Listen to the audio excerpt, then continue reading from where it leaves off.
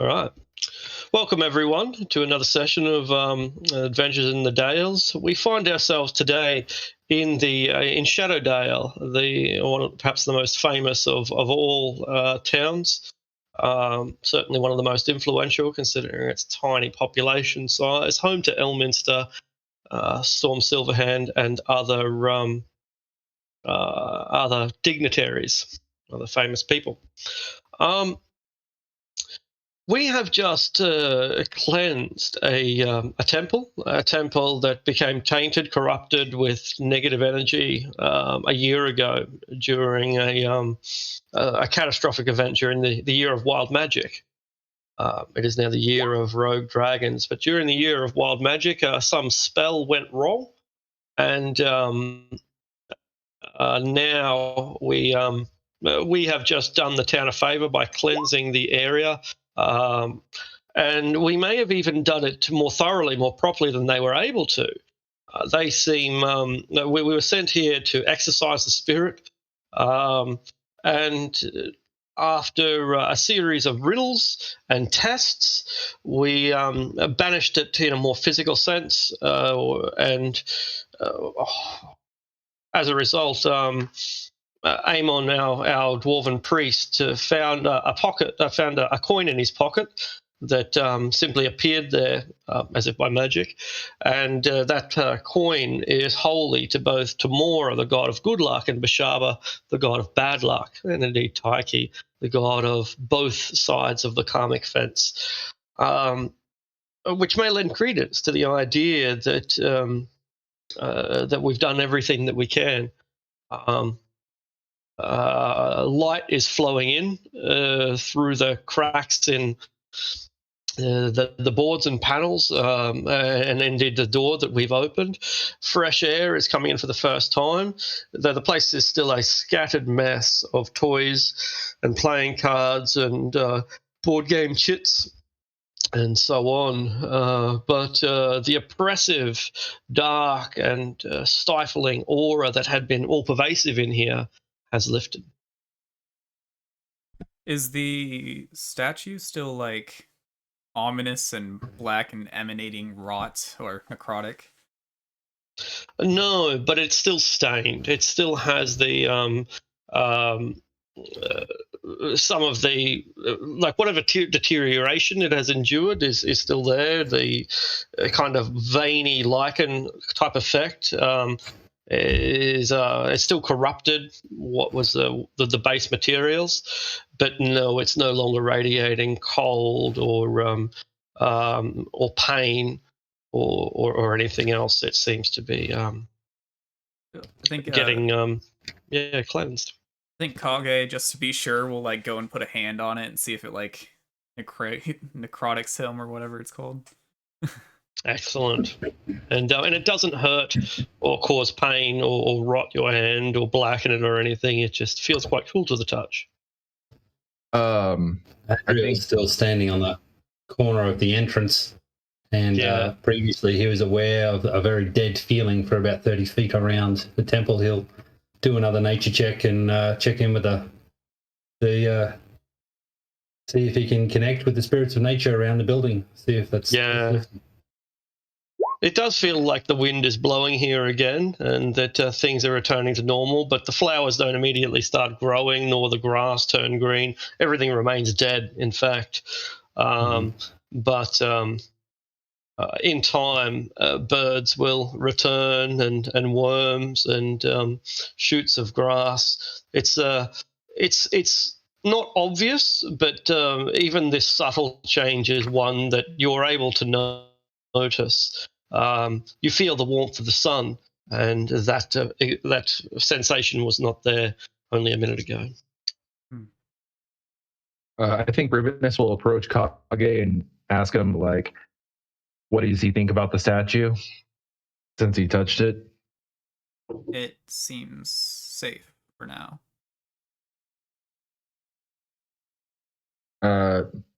He'll go ahead and do a couple prestidigitations on it, try to clean up, make it look a little bit better.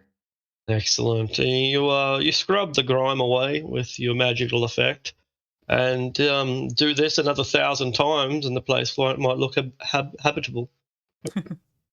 Spend all night here. Right. Well, speaking of which, if we were willing to spend more time here, I could actually do a ritual that would have a very positive impact on the land and the local plant life, but it would take 8 hours. It would take a long.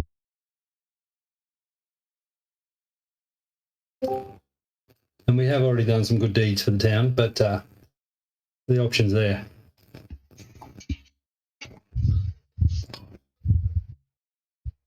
Is anyone else having audio issues? Like staticky? Yeah. Okay. Let's make Yeah, a sure little bit. it was just me. Mine's clear. My audio's got no static at all. You're the one it's I'm coming hearing from sonic you. from, yeah. Yeah. So it might be your mic Coming from yourself. Yeah, it might be your mic or something. Sorry. Yeah, oh, no worries, man. Just, it's good that we picked up on it. And Kage can't stay. He has a funeral to attend.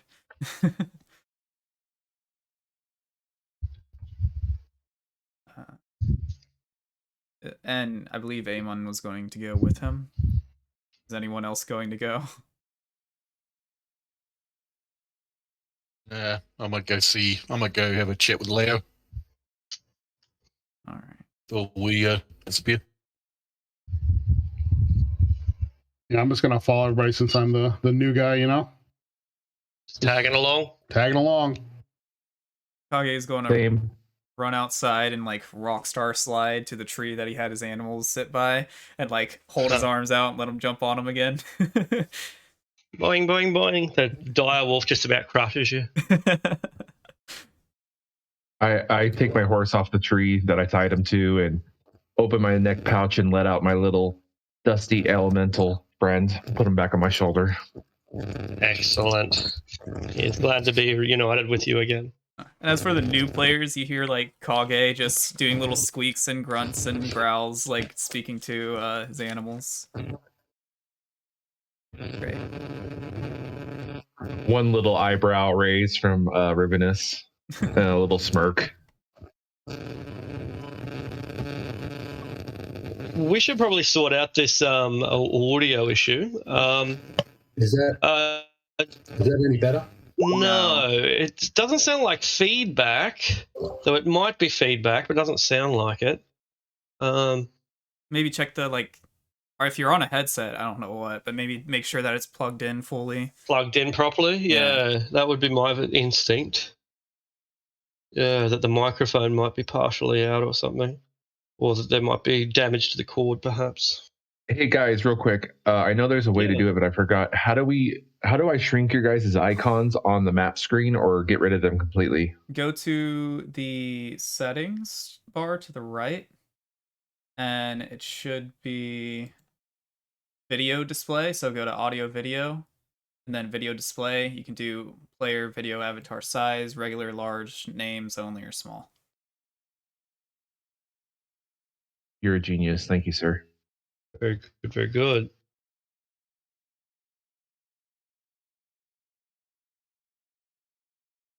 All right. So the funeral. Amon gives a touching farewell to the Minotaur who died for our entertainment. But I don't know how sincere he would be. He didn't know the guy, and that I guess that creates an informal air. But he is also a priest by profession, by training, and by choice. And no one is a better chaplain than a priest. Well, Kage's there, like he has his head held up in respect and all that, but he's remorseful, I guess you could say, that he did this to the guy. Mm-hmm. Mm-hmm. Do you say anything at the funeral?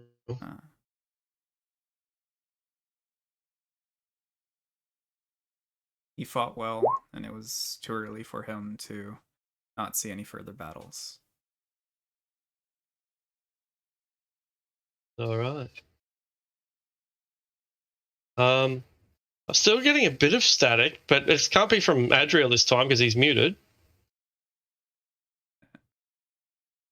I'm getting it too, but my mic isn't saying that I'm doing it. It might be a Discord thing for something. Yeah, you might just have to leave and come back. It just stopped for me. Oh, Yeah, it stopped for me. So Yeah, it stopped as well for me. okay. I haven't had any static the whole time, but how's much this better. Yeah, yeah, just a different device and things. Yeah.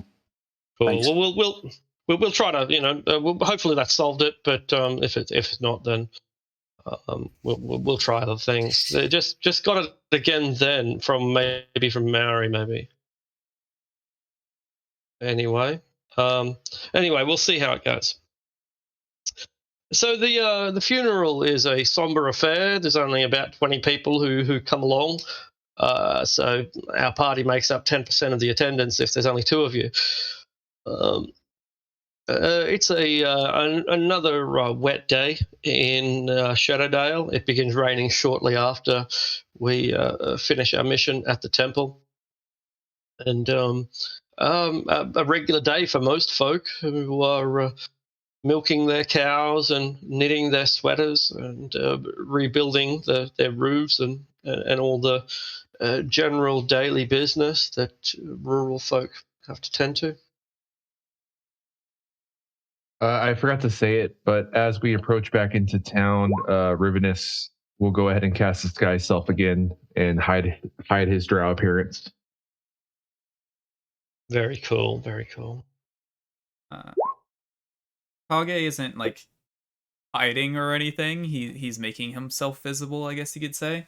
In case anyone has beef about what happened in the fight, I guess you could say he would basically welcoming someone to approach him on it. No one wants to bring it up, not least of which because you might kick the shit out of them. You might beat them to death. All right. You also got backup, Don't fuck with that guy. He killed a minotaur. That's right. After Imagine getting what he's Morbid doing. dangerous. That's it. Imagine how dangerous he is when he's actually trying to kill. Yeah.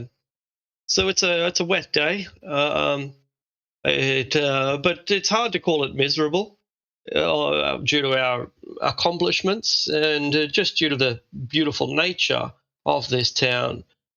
Some places sparkle even in the rain. Adriel's doing his best to beautify the town as well, and doing a pretty serious ritual. People love it. Yeah, he's going to be looking pretty weird, but chanting and singing and making all sorts of noises and summoning of the nature spirits. So now, do you have to Daggerdale. burn things first? Because that's how you I'll roll. be sage, Like doing a bit of saging. Yeah. Like someone just walks by you in town and you're like burning the ground and then like singing at it and it grows. They're like, what the fuck, man? They're just like just another day in Shadowdale, they say as they walk on by without batting an eyelid. It's like a mile diameter that this ritual impacts. Brilliant. So all the local farms and everything will have a major yield, twice the normal yield. And hopefully we'll get this temple will be feeling a whole lot more natural. One action or 8 hours. There's a little bit of discrepancy there, I see. Yeah, I'm doing the 8-hour ritual. Excellent. And this is actually a new gift that I've received from increasing my power of late. Brilliant. Dude, it makes it so perfect for what's going on because one, where we just revived the temple basically, and two, the Minotaur, the lady said that the Minotaur wanted to be a farmer, so the fact that he's even making farmland be more fruitful is insane and kind of like, whoa. Yeah. He's because the Temple of Shantae is the only temple left, several of their priests come out and join in the dancing, and it effectively becomes a folk dance, a barn dance, or maybe an episode of Burning Man, perhaps, with all the mushrooms that are being consumed. But it's precisely get our clapsticks and start beating them together. But it's a very gay affair. It's all very jolly and merry and joyous, and people turn up with flowers in their hair, wearing lies, around their necks, and cats and dogs all get along for one day. So it's a very, very happy time. Bizarre. It is a bizarre Shatterdale elven thing. Right. Just another day in Shatterdale. All right. And that takes up most of the day. In fact, all of the day, really. We came here, I'm pretty sure, fairly early in the morning. But by the time the ritual is complete, it's practically nighttime. So, seeing we are perhaps gathered around a table in the Old Skull Inn after the ritual is complete, and by now everybody knows our names. We are indeed citizens of Shadowdale on account of the fact that we own property here, own a business here. To say nothing of the things that we have done, which are quite considerable. As we sit around a table, I guess we can begin talking about what comes next. Well, perhaps, would we be in the Old Skull Inn, or would we actually perhaps be in our own pub? Be in your own pub? That's entirely possible. The Old Skull is nicer than your place, that's for sure. And they serve food too. If we were to spend some time in our establishment, I'd really be carving little wood figurines and tying them up around places and just doing charms and so forth on the place to give it a bit of character and soften up its previous reputation as a bloodbath. Very cool, very cool. Huggy's going to be cleaning up the place with like a bucket of water and a rag, even jumping up and climbing in the rafters to get all the dust. Oh, man. You have a bucket of clean water, you wash it with the cloth, you put the cloth back in the bucket, and the water is absolutely filthy. Awesome. Well, he's going to be doing that for the foreseeable day. Just a moment. I'd probably help you with that. Just make myself feel useful. Perhaps we could. Oh, sorry. Back to you. If I'm not, hitting something over the head, might as well do something. Good dwarf. Rivenus would be casting prestidigitation and trying to help clean, but at the same time, Dusty hopped off on the floor and is like trailing dust as he's going around behind me. So it's like a single mum with a toddler, right? Trying to clean their house. But if he's clay, then like getting into his like material, his clay is permanently blackened. Yeah, he does a little tornado spin, kind of goes back to his natural like sandy brown. Science. What would have found Storm to tell her that the temple's been cleaned and that she did the shopping we talked about last week for Mana? She rewards you with a superior healing potion for doing such a potent job. She offers a potent reward. Holy shit. Ooh. Nice work. Cool. Now, I'll spend the rest of the day loading the cart up with Davo so we can leave. Very good. There's probably a lot of them, but Kage is going to yell out to any of the rats or mice that are infesting the bar too. Also ask them to help clean up, and then point them to like the forest or something that there's a lot of food there. The rats go to the food rather than to the work. Well, that's fine. I couldn't do an animal They handling come or back something. no, not really. Okay. Like if a rat doesn't want to work, it's not going to work. I want to do like a Cinderella thing. No, Dude, rally. and unfortunately, you do the goblin Cinderella thing, where the rats hear you and kind of just ignore you. Is there like a back room or two at this pub? There can be, yeah. Like a place that we can like set up a cot or a little bit of straw, call it a Yeah. night. Yeah, let's say that there is, and so you've got your little apartment. Through in the evening, Kage, Adriel cast a few spells, including speaking with animals to the dire wolf and requesting to know his name. And the dire wolf responds that after the battle in which he met us, he's now called Scar. All right, makes sense. But I also call cast animal friendship and use my animal handling skills to apologize again profusely and welcome him into the pack. He's safe with us now. We appreciate his service.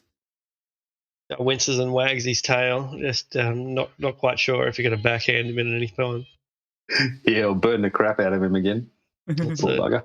Yeah, he's just covered in burn scars, man. But 8 hours. Yeah, exactly. Yeah.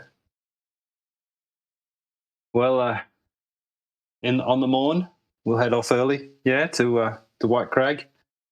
Let's do it. Everyone agree that we've done all that we need to do in Shatterdale, and it's time to move on. Agreed.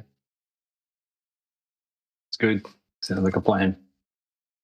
All right.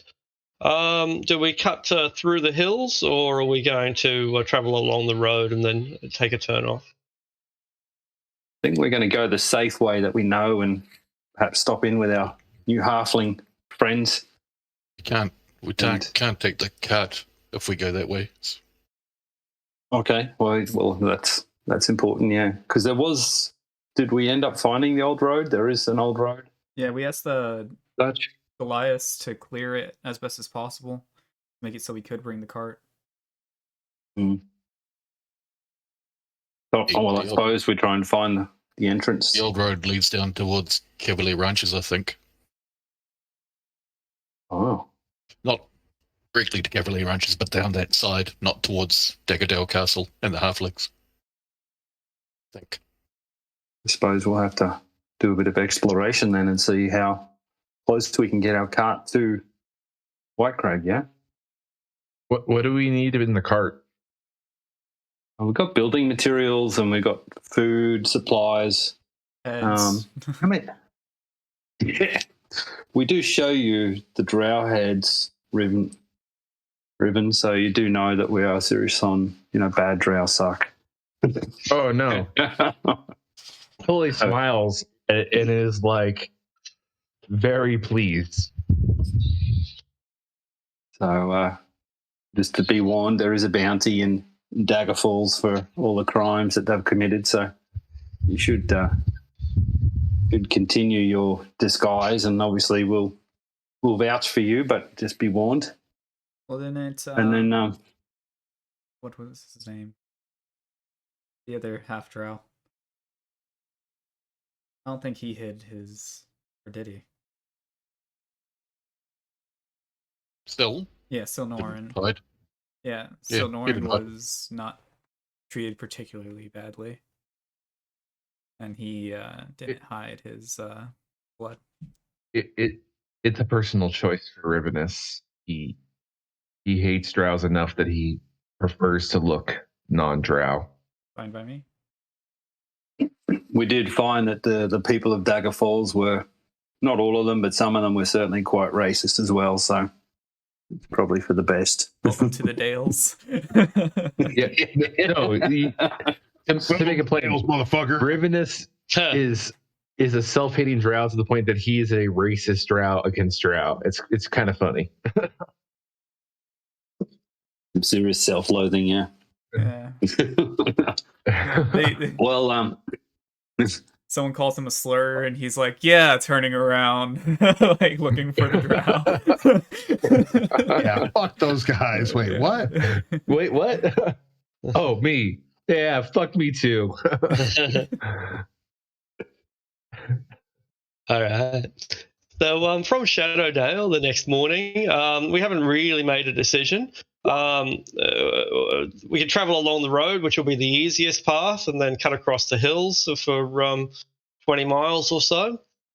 We can go straight across the hills, which is not going to shorten the distance tremendously, but it will certainly be a more challenging trip. Or there might be other ways that we can think of as well. I'd say cross by Castle Daggerdale, and if we might be able to take it at this point. Weren't we trying to clear it out of some Durgar? I like the idea of taking a castle, and I don't like Durgar, so let's go kill some Durgar. It seemed speaking my language. Seemed pretty hardcore last time we were there.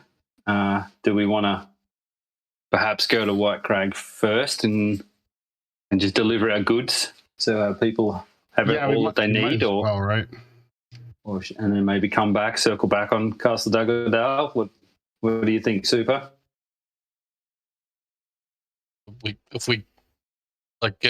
Arctic told us last time we wouldn't be able to get the cart up the hill from the Daggerdale castle side. That's why we sent it back to the Old Fort Inn. Okay, I missed that. My assumption is that the road must be on the other side, like going from the Cavalier Ranches side. It's still just an assumption, but well, maybe we do some exploration around the base of the hill and see if there's a way for us to get the cart up so we can resupply our employed Goliaths. Yeah. Don't we all have horses now too? Castle Daggerdale. Put some of the let's say we load on them. Well, this way. Let's skirt the hills this way and see if we can find that looks like a valley of some sort. Maybe the road headed up there. I don't know how far these patrols from Cavalier Ranches head out though. And then there's those weirdos from St. Tara that might be floating about. For the record, the map can't be trusted. Like this bridge here is not 2 miles long, for example. So yeah, it's purely indicative and anything but accurate.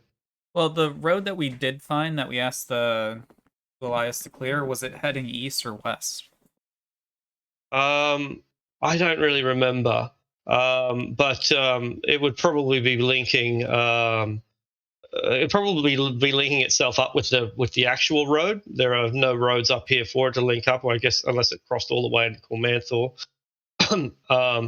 And it's not really part of that territory anyway. So yeah, it'd probably roughly link Dagger Falls with White Crag. This is kind of what the road network looks like, more or less, I guess. Okay. I'm not sure why there'd be a road up to here. Maybe a goat track, but yeah. From one of the old maps you showed, Arctic, not this one, but one of the older ones from a wee while ago, it sort of showed a road going that way. There certainly might be one, but that was like this road here that goes from Shadowdale to Dagger Falls that didn't exist on the other map. Sure, that might be the case, but like, look, out of character, you can't trust these maps. In character, you can't trust the maps because they're inaccurate. Out of character, you can't trust the maps because they were made by different people during different eras of Dungeons and Dragons, and like they don't line up. So keep that in mind that that these are different artistic visions of the same area. You'll find dungeons on this map that aren't on any of the others, and the same goes for the roads. Like according to this map, there's not even a road that links Daggerdale with Shadowdale. It's so none of it can be trusted. Yeah. Mm-hmm. Before we head out of Shadowdale, real quick question. Who were we collecting the bounty from for the cleansing the temple? Did we already take care of that? Yeah, that was the superior healing potion that we got. It wasn't necessarily Oh, a okay. bounty. It was more of a favor. Yeah, we weren't getting paid for it. Okay. Well, let's head on down the road, and then we'll start to explore off the side and try and find a way for the wagon up to the White Crag. Yeah. I have one last question for you guys. As a new player, did we have a group name? Yeah, Song of The Fire. Song of Fire. Oh, okay, it's just our group name is Song of Fire. Got it. That's our charter. Yeah. Where is our charter? So what's it in? Our notes? Yeah, there it is in our notes. So here's not only our name and our symbol, but what we stand for. Equality and justice for all. That motto, though.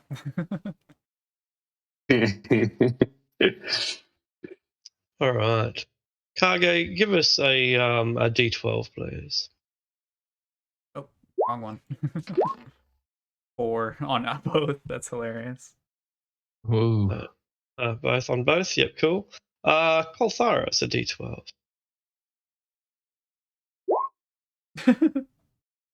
Excellent. Adriel, a D12. Keep going. Certainly. What are the odds? No worries. Oh, Tormund, a D12. Alrighty. Wow. Rivenus, 1D12. there we go. And finally, a little better. We can't really ask recording view to roll, so we'll just. So we make it as far as Castle Daggerdale without any further incident. In fact, we don't spot a single person on the road. We go past the odd farm, a few shepherds, a few fishermen, a few loggers, but no, but not a single person can be found on these roads, a farmer, merchant, or otherwise. We will be reaching Castle Daggerdale to round about the fall of night, although we might still be a mile or two short before we get there. Are we going to camp on the side of the road? Do we want to try to billet ourselves in one of the very rare farmhouses we find? Sounds like how's the day? How's it look? It's always wet. Yeah. Always wet. Yeah. Never not rain. Just camp. But yeah, I think billeting in some sort of farmhouse would be good. But Adriel's definitely keen to stay away from that Castle Daggerdale. Wouldn't be surprised if those Yugar are doing any raiding or anything to the road. Can the DM remind us how far the castle is off the road? It's not that far, is it? No, it's really not. In the hundreds of feet, not the thousands of feet. So a couple of 100 meters at most. I'd say we camp on this side. Yeah, let's just camp. Yeah. And let's try and stay a couple of miles away from it if we can. Yeah. Make it hard for them to raid us in the night. Yeah. Cool. I'll make up this token. It'll take me about 3 minutes or so. Sorry. Well, we probably need to think about our watch, and we did have a plan for doing watches, didn't we? Or Adriel usually does a bit of does a trance meditation, and always is keen to see the dawn and the dusk, but happy to take the middle watch in the darkest hours. Yeah, I'm okay with doing like the second or night watch kind of deal. Rivenus will take the last watch, pre-dawn. I'll take second to last.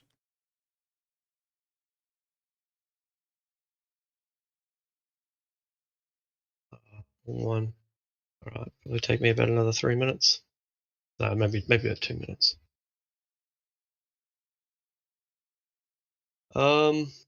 Okay, so I'll just focus on this momentarily. I'm gonna go grab a snack while he's doing that, guys. Be back. Yeah. Have fun. Ooh. Fine, especially since he's on last watch. Just wondering if we've got a spare note that we might want to just drop this down instead of having to recreate it every time. I think Kage usually takes last, but Rivenus is more than welcome to take that up. I'm happy to do whatever, but if we just sort of get all that written down, then it's probably going to save us time in the future. Yeah.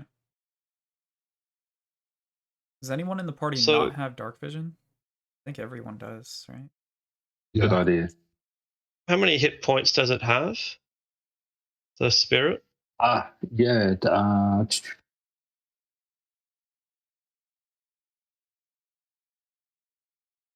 At least 3.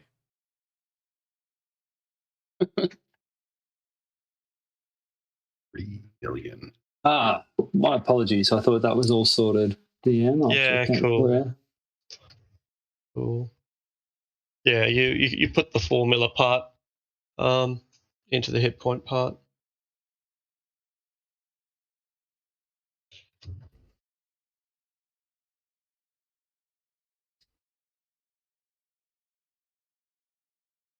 $30 hit points for now. Excellent. We'll fix it up. Cool. What is this? A spirit thing. you could do. Companion of mine. Cool. That's that's the gilded flower that we made at the Dwarven Social Club, so that I can reach out and summon Fae Cool. to aid me in battle.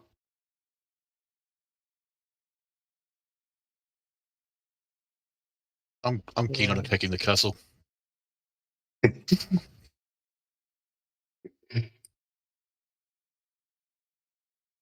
Yeah, we'll have Castle about done. Daggerdale and Castle White Crag. Look at that. Even though Castle White Crag is just like a tower. Probably a watchtower for Castle Daggerdale. Like an outpost for it. Cool. And that's done.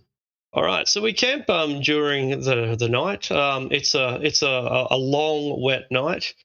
No travelers are on the road during the day. No travelers come by during the night either. And thus we begin our trek up along the path towards White Crag.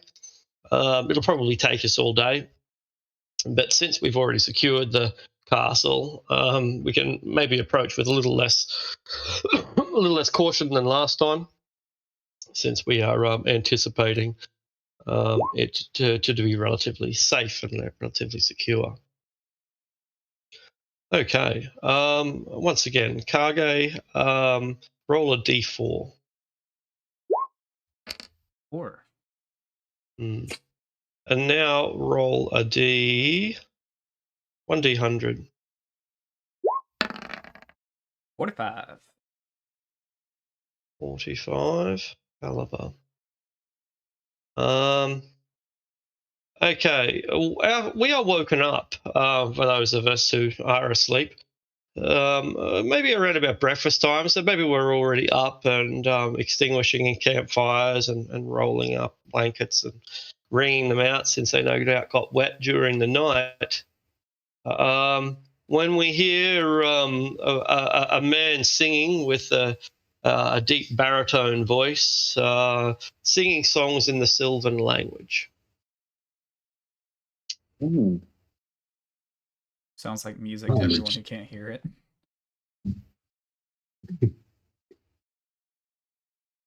it. Curious about that. Let's hear Do that. some investigation. You're gonna follow the sound and head off into the bushes to see what it is. Would a perception check give me some sort of indication how far away it may be? Yeah, sure. Yeah, perception's good. Think picker in the direction of the sound. Yeah, cool. I think I'm gonna try to stealth as I go to investigate. I'll just grab my hammer, ready myself or something if some shit goes down. Cool. Some shenanigans are about. So you think it's about 1,000 feet away, and the familiar gets there first, but Rivenus arrives not that much longer, not that much further afterwards. It's a centaur, a male centaur who was stripped down to his bare fur, though he does have some cloth coats and hats and things that he's hanging out in a futile attempt to dry. He has cast several bottles of wine aside around the camp, and his nose is a pink or a pinkish shade of red. He's singing to himself and slurring while he does, and stumbling a little bit as he does, and apparently dancing with somebody who isn't there. Someone had a good night. Rivenus, I think you're closest. Do you wait for us, or what do you do? I had a mouthful of steak. Yeah. So I will approach quietly, kind of reach into my pack and pull out my little flask of ale, and maybe speaking, since he's singing in Sylvan, I will try him in Elvish and say, "Greetings, friend." Hmm? He speaks to you in broken Elvish. Who are you? What you want? To enjoy the day, my friend. And then I show him my my flask and lift it in a hand of cheers. His surly demeanor immediately softens, and he smiles and stumbles towards you with his arm outstretched. Oh, come, friend! Come, share, camp, sing, dance! Rivenus will do a little leg jig and say, "Of course, friend. What brings you out here this fine day?" Looking for, well, looking for whatever I can get. You know what they say? Fight's as good as a fuck. Well met, then. Well met indeed. I just trying to cruise around looking for girls. But you're not a girl, are you? Far from it, mate. Far from it. Well, don't cut into my style, because I'm not sharing. I'll fight you for them. You want to fight? No, but I have some friends who might. Oh, now these girls, do you take them forcibly, or do they? Don't have to. I'm a centaur. We're the sexiest people in the forest. He flexes for you and shows you his. Well, you can imagine a six-pack, but the beer gut kind of covers it. Got a bit of a staunch dad bod. Not to mention quite literal horse dick. Indeed. Has the rest of the group kind of like come to the edge of the clearing or anything like that yet? Yeah, they probably have. Yeah. Probably is pretty fast. Or I kind of give the little emotion behind my back, like it's safe to come out, you know. No. Walk out. How going? Oh, there's a pretty lady, he says, looking over at Adriel. And so when I speak back and say, "You've been not so lucky today. I'm not a woman, and certainly not up for that sort of frivolous thing this early." You some people got no taste. You've been partying all night by the looks of things. I do hate when the sun comes up. Is there So what, have you got anything to, take the edge off a headache? I think if you ask nicely, perhaps a couple of those dwarfs might have something. Just give it to me. Fuck you nicely. This is my forest. These are my girls. You're trespassing through my country. Which girls are they? They're everywhere. I've got a girl in every town, and I do in every forest. No matter where I go, they love me everywhere I go. How about just a little bit of hair of the dog? And I'll toss him. I'll like reach in my pack and grab a bottle of whiskey, my whiskey. Well, don't worry. I do the hairy dogs as well. It's a good thing I left Scar. Don't need no modern shaved woman round here. I like 'em raw. What's your name, friend? I'm Algarus. Algarus Stong. Oh, Algarus, Lord of the Forest. Do you know anything about that castle? Daggerdale, they call it? Aye, full of fucking frogs. Big bastards. They'll swallow you whole. Well, they swallow you whole. They wouldn't be able to take me in. Not a chance. I'm too big. Too brawny. You say it's full of frogs? Yeah. Full of frogs. Big bastards. Big toads. Poisonous backs and big fat legs. Ugly they are. Ugly even than a dwarf, Sheila. You've seen them, Tormund. I have not. Not to you. Are they hairy? No. Hairy frogs? Nah, warty. See, the thing about hair that makes it so good is it covers the warts. Oh, God. A little bit of genital herpes. Never hurt anybody? This is a centaur we're dealing with, not a sitar, right? A centaur. A drunken, rowdy centaur. Yeah. I'll ask him if he knows Chastity, the centaur that normally hangs around Dagger Falls. No, Chastity, a centaur, you know. I don't know, but if I ever meet her, then we'll have to change her name, huh?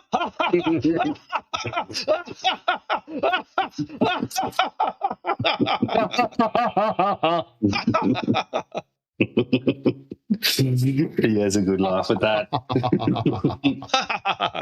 Is this like the most built What's so funny? Is this like the most built neck beard we've ever seen? His katana is strapped to his back.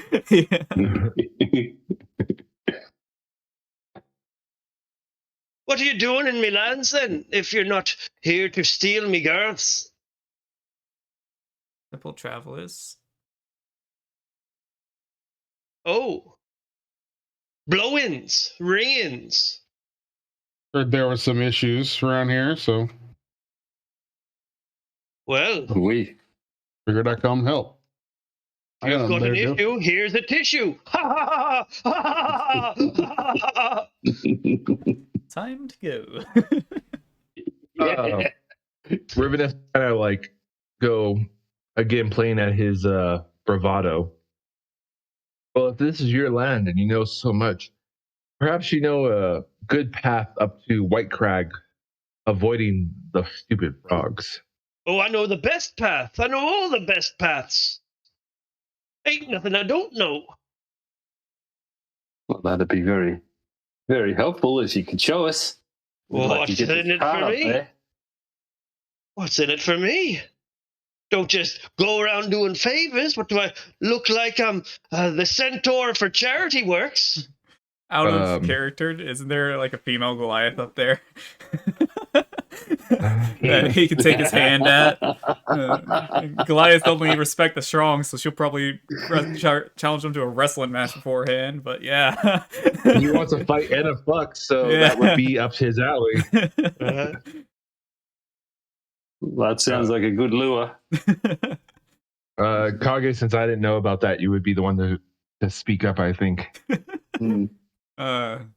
What's her name? Oh, like elbow AJ. Like what? There, we could introduce you to a friend of ours up the hill. Oh, I She's see. a strong woman. Oh, I see. She's a friend of all of you, eh? You pass her around, do you? No, not exactly, but I'd like to see you Try your hand. do your best with your charms and wiles. See how you go with her. The best sort of friend's the one that comes with benefits. Definitely the most built neck beard. Should I give him my spare katana? My lady. Yeah. Who has the top do you hat? say that? So what, are we going to a party, are we? Not a party, but we're going to catch up with our friends and resupply them. They're up the top of the hill. So if you can help us take the easiest path for the cart, and our good friend Roderick here, our bison, then I would gladly introduce you to our lady friend at the top. Oh, well, it would be a crime against her if I said no, then, wouldn't it? It may well. Righto. Then follow me, he says as he stumbles. He gets going for about an hour, and he stops. He says, "Oh, that's far enough. I'm just gonna sit down by this little babbling brook for a while, and my legs are sore. I won't be long." And he passes out without actually even lying down. There's half giant puss waiting for you, bud.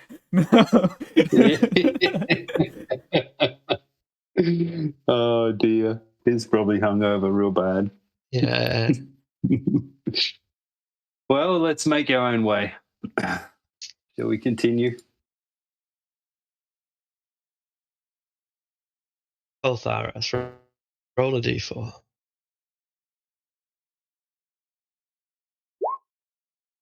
Okay, Adriel, a d4.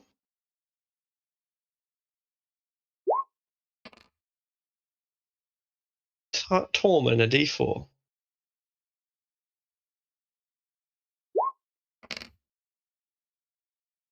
And at last, Rivenus, 1d4. Okay, so we make it all the way to White Crag as the night is falling. We've brought the wagon with us, and look, it's not impossible to get the wagon through this country. This is open woodland, and open woodland generally means that there's a tree roughly every 2 meters, every 7 feet or so. That's a very general and broad definition. So the canopy is not closed, hence open woodland. So you can see the sky most of the time, which means you're getting rained on a lot of the time. And the trees are generally spaced far enough for us to travel through. It's shit country to take a cart through, but it's not impossible as long as you've got a beast of burden like ours that is stoic. And is willing to put in the hard yards to get the job done. So we arrive around about the vicinity of the White Crag at close to sunset, at close to as the night is closing in upon us. And we will hear that the Goliaths are working away up there. You can hear them hammering stone, and in the twilight gloom, you can see that they have been working pretty hard and have begun to refurbish some of the walls, which is where they're starting. Brilliant. Well, walk on up to the Goliath and, well, Matt, yell out so we don't startle them. Excellent. I'll bring up Mina. Dagger Falls, Dagger Hills, Dagger Dale. Here she is. Well,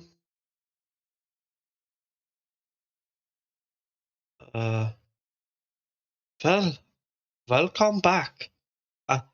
As you can see, we have been working quite hard on your castle.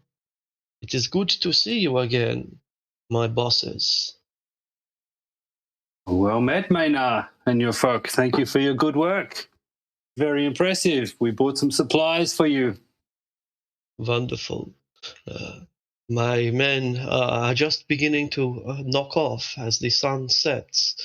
We were anticipating having to eat our cold fish, but the supplies that you bring will be very welcome.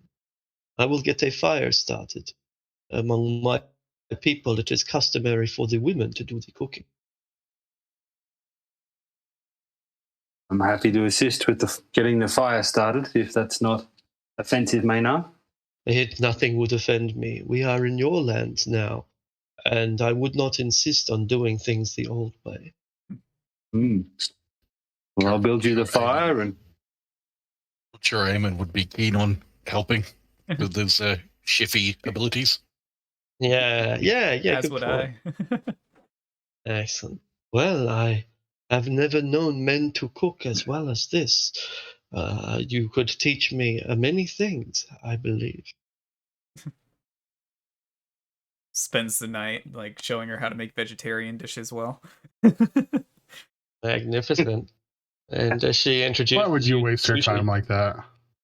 Yeah.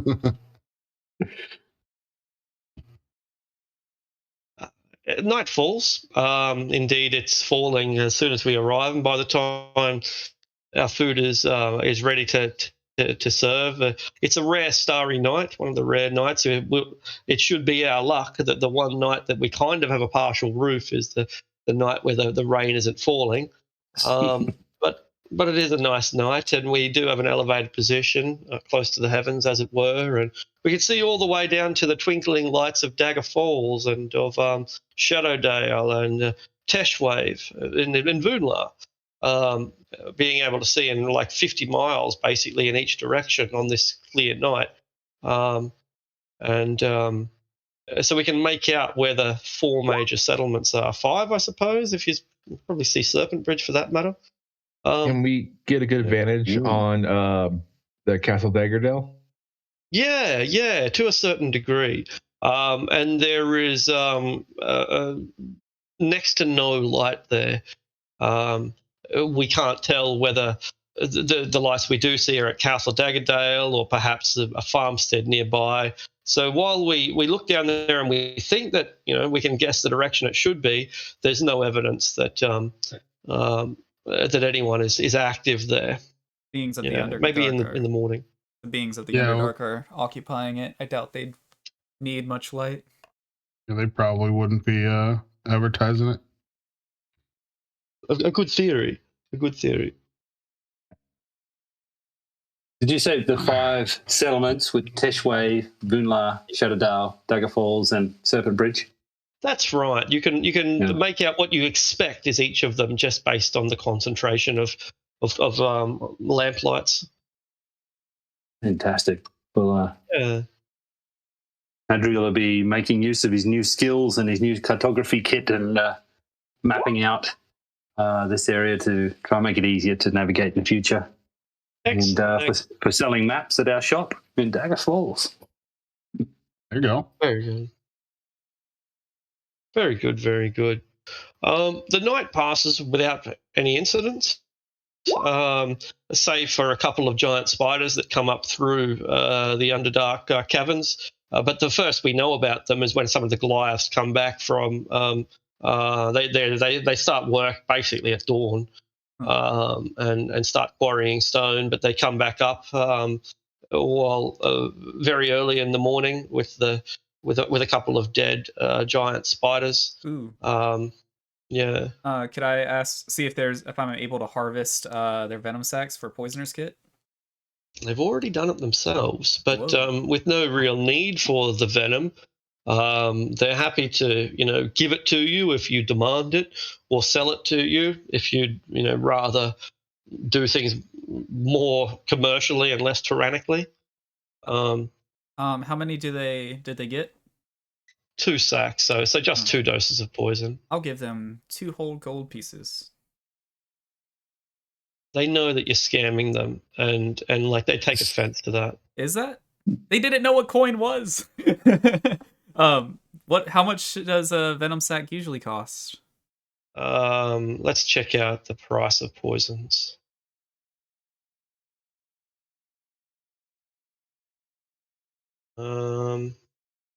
Sample poisons. I don't think I can share this.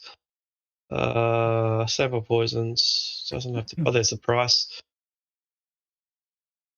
They don't have spider venom here, but serpent venom is worth 200 gold a dose, whereas drow poison is worth 200 gold pieces a dose as well, and it's comparable but weaker than either of those.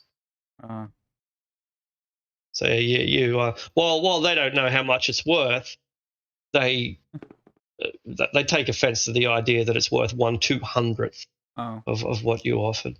Or I only have or rather 8 gold 20,000 times what you offer. Right, yeah. Not much. I'll give them 8 gold pieces, I guess.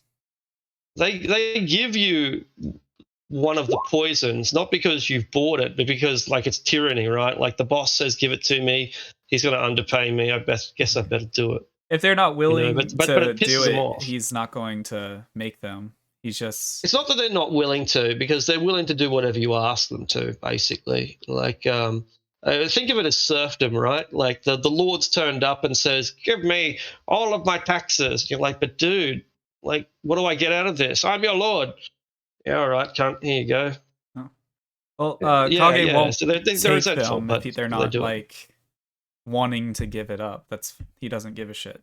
Like, they give you one, like it's kind of gone a bit too far now, and they don't want to be embarrassed. So everyone wants to save face, and it lowers your standing a little bit in their eyes. But it was not really anything. It wasn't really your fault. You just misinterpreted the situation, and they misinterpreted a little bit as well. It's it's water under the bridge type stuff, but all the same, it's yeah.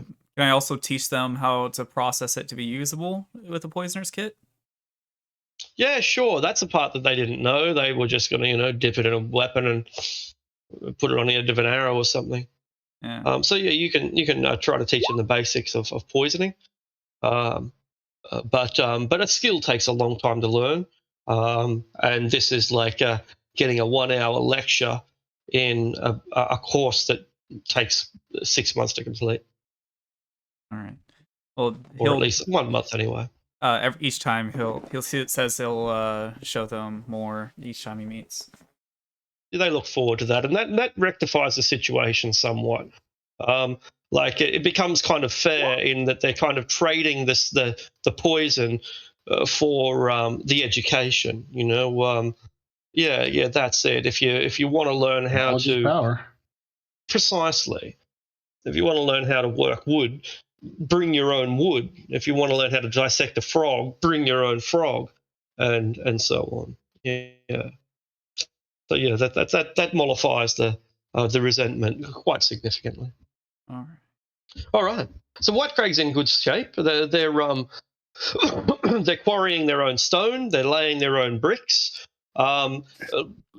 Limestone is how you make cement. So they've got unlimited amounts of cement here. This place is taking care of itself remarkably well, considering we have 5 essentially unskilled barbarians taking care of our architecture, our construction. Fantastic. Yeah, it is. Is there anything they actually need that we can get for them? Yeah, everything. Any tools would be handy. They're using the sort of tools that the Drow gave them, which were kobold quality. A greater diversity of food would be wonderful. Big men like this are usually going to be amenable to alcohol or other drugs. So there's a bunch of things that you could get them, but they're stoic. And so they don't really ask for anything at all. They just, exactly what we just brought in this round. So we'll just do the same again next time. Yeah. So, and you make everything you say is accurate, and that gives them more faith in this project. You're giving them the supplies that they require. Their life has improved really significantly by leaps and bounds since you came along, and they're thankful for that. So whatever minor resentments they might have quickly vanish, and they seem to be unanimous in their belief that that they owe you guys. If they like, I'll ask Maina and the rest of them, have they sighted any other drow around while they've been working? They have not. No, they have not. Though, if the drow would spot them before they spot the drow, if they were underground. So, yeah. Adriel's going to do some foraging and see if he can find any wild tobaccos or anything like that they might want to smoke, make something of. Holy shit! That was a good survival too. 28. Yeah, it's incredible. And some tobacco, some cannabis, some mushrooms. You find a whole range of things, as well as juniper berries and that you can make gin out of, and other food stuff. So I guess you guys, you Australians at least, know the bush tucker man, right? Like you've just turned up with all this bush tucker. These guys don't know shit. And you've just come back with all of these harvests from the bounties from the land. You only had to walk half a mile in that direction to get this, and half a mile to get that. And it's a real eye-opener to them. They look around and they see grass. You look around and you see tucker wherever you look. Man. It's Adriel and Kage. Adriel can show him how to find it. Kage said he showed him how to make vegetarian stuff. So that greatly expanded their food. Absolutely. Exactly. So it's great for them. They feel like they have a home now, and they are pioneers of being shown how to live in an environment that is, quite frankly, very different to the taiga that they're from, to the frozen badlands, permafrost and shit that they are used to. Last session, Rivenus donated like 250 gold to the party gold. So he vows to the Goliaths that when they come back next time, he will bring them proper tools. So he vows on bringing back like cobbler tools, smith tools, everything, that wood carving tools, everything they might need of a proper standard, so that they can maybe even try to see if they have any artistic inside of them. It would be interesting to see how a Goliath expresses themselves artistically. Absolutely. They were mostly referring to axes for wood, and to knives for skinning, and to picks for quarrying. But they have any weapons? But you're offering more than this, and they're really ecstatic. Do they have weapons? Only their tools that I'm aware of, like a mining pick, a wood axe. So there was a crate with armor and weapons that was there, and we gave them their share of it. Cool. Swords and spears and shields. Yeah, good point. There was only one set of chainmail, but we've got more sets of chainmail if they want them. Yeah, it probably barely fits them anyway. So they'll keep it, but it's tight around the chest. Even for how large is this keep? Yeah, good question. The map is accurate, so it's a dynamic lighting off. No, we've seen black the whole time. You're only seeing black. Right. My mistake. I switched us over to the map and didn't show us. Oh, there we go. What we could find. Thank you. Okay. So it's significant. It's pretty big, and it's also 2 levels. Like down on the level below, there is basically a huge natural lake, so an underdark chamber. I don't know if maybe switch the dynamic lighting off this one, although this probably one hasn't been cleaned up, so all of the monsters and shit will still be there. But it'll show you it'll show you everything. So is this like a place we're looking to make like a refuge, or Yeah. Like a fort. Like where like a fortification for us. Yeah, well, because you liberated these guys from the Zentarum, right, or the Drow? No, from the Drow below here. So for our new party members, we had a major battle down here with a bunch of Drow, and the Goliaths were their slaves. There were kobolds and stuff down here as well, and these Drow were slavers and traders. Okay. Oh, so is this like a place we're making like a refuge essentially? Yeah. So we basically put these guys to work and employed them because they're miles away from home, and we've employed them to actually start refortifying White Crag. We've become the owners of White Crag because we killed the giant of White Crag, but the giant lived in that the turret, the tower to the right, to the northeast on that map, and where the bear skin is. Yeah, and then he was obviously in league with the Drow that are trading through here, and we found like a bunch of smuggled goods from various organizations, Zentarum, the Rundine, there are a few.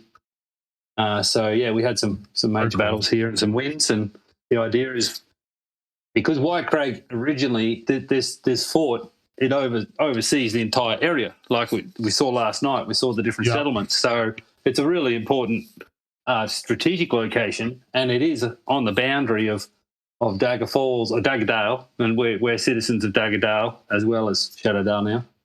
And we thought, well, hey, let's fortify this because it's entered to the north. The Cavalier Ranches aren't too far away. We also now have this problem with the Zentara, this self-proclaimed dale to the north called Zentara, and the Black Bloods, which are these druids, like cannibalistic werewolf kind of crew that are running around with a druid leading them. Yeah, so there's a lot going on, and we kind of wanted a base. Two things. I like it. Based on what we've just talked about. Firstly, do you guys want to try to clear out the rest of the bottom as far as we can go? And then also when we get to Daggerdale and Shadowdale, see if they'll sponsor like the refurbishing of this, because this could be instrumental to the defense of the Dales.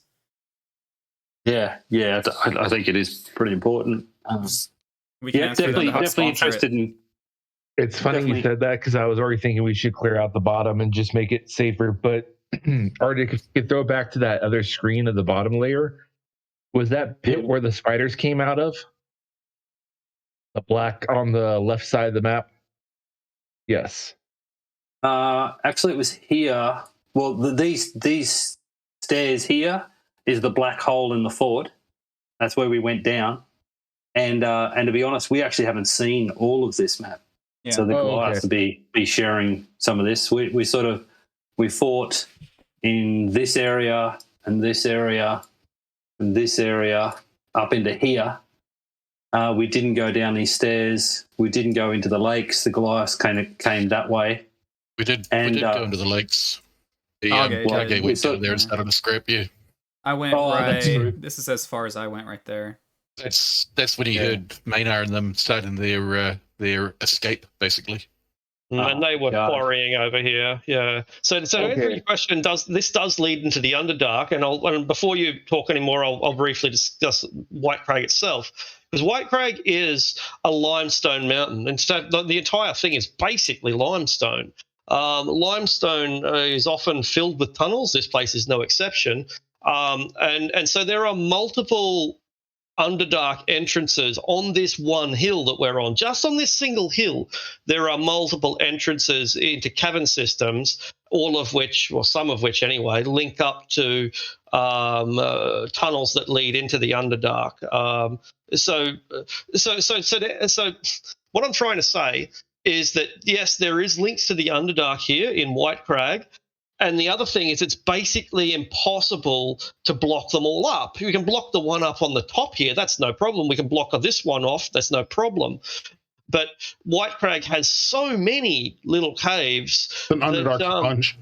That's exactly right. It's like a fucking block of Swiss cheese. Yeah.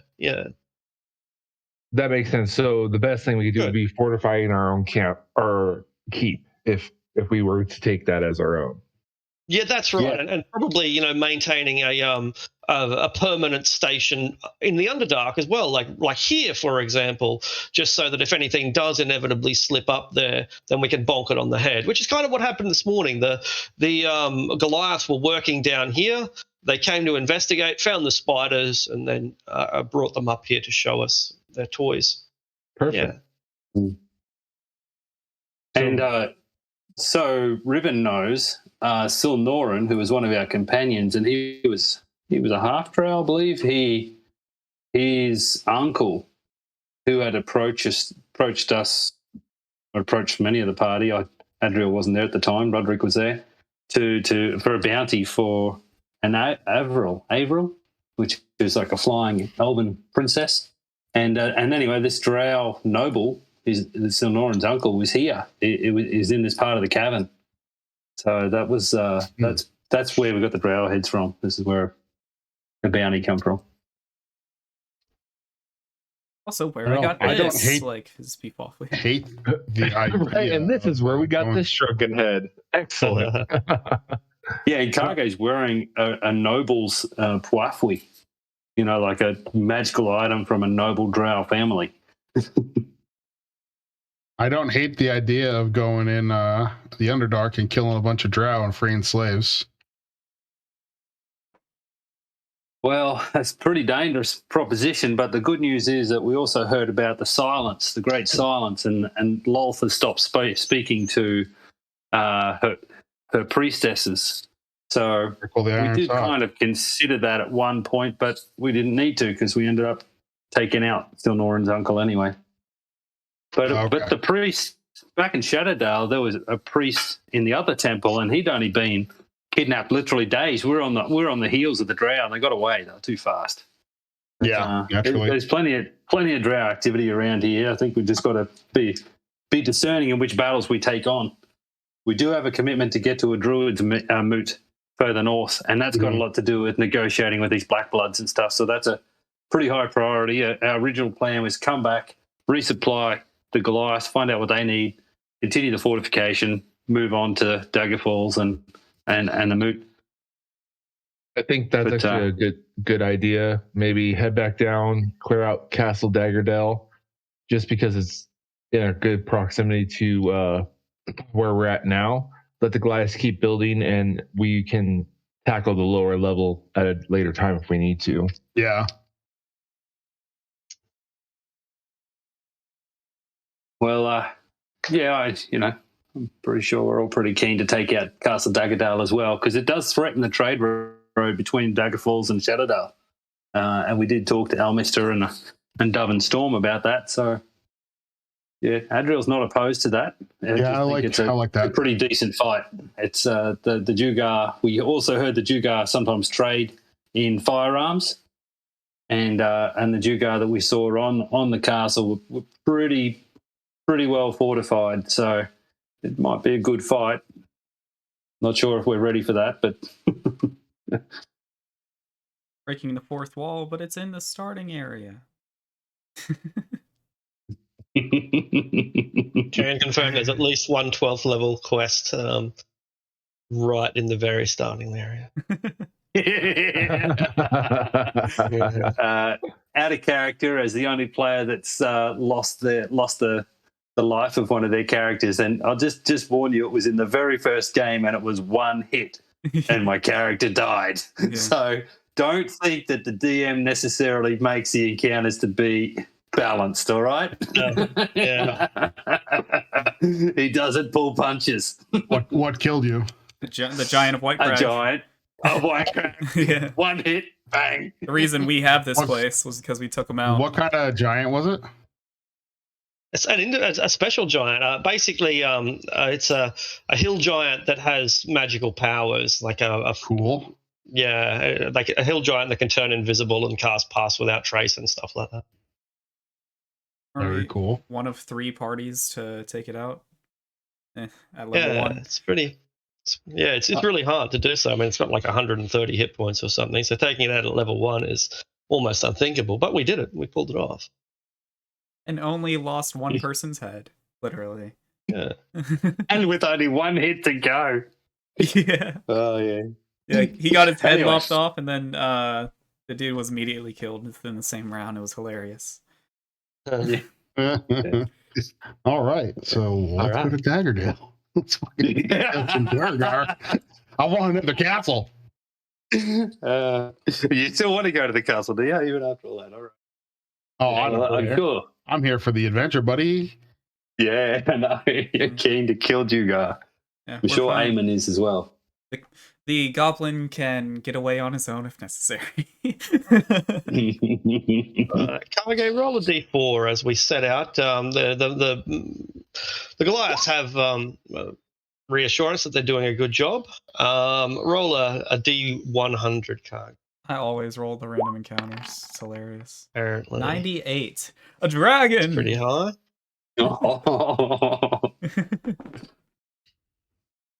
So we stayed here the night? Yeah, that's right. Yeah. It's in the morning that they come up with the dead spiders, and we teach them a few things about spiders. Okay. All right. We kind of get a little bit lost on our journey back. We're trying to find this road that must be around here somewhere, or perhaps we perhaps we do find the road and we try to follow it before getting a little bit misplaced.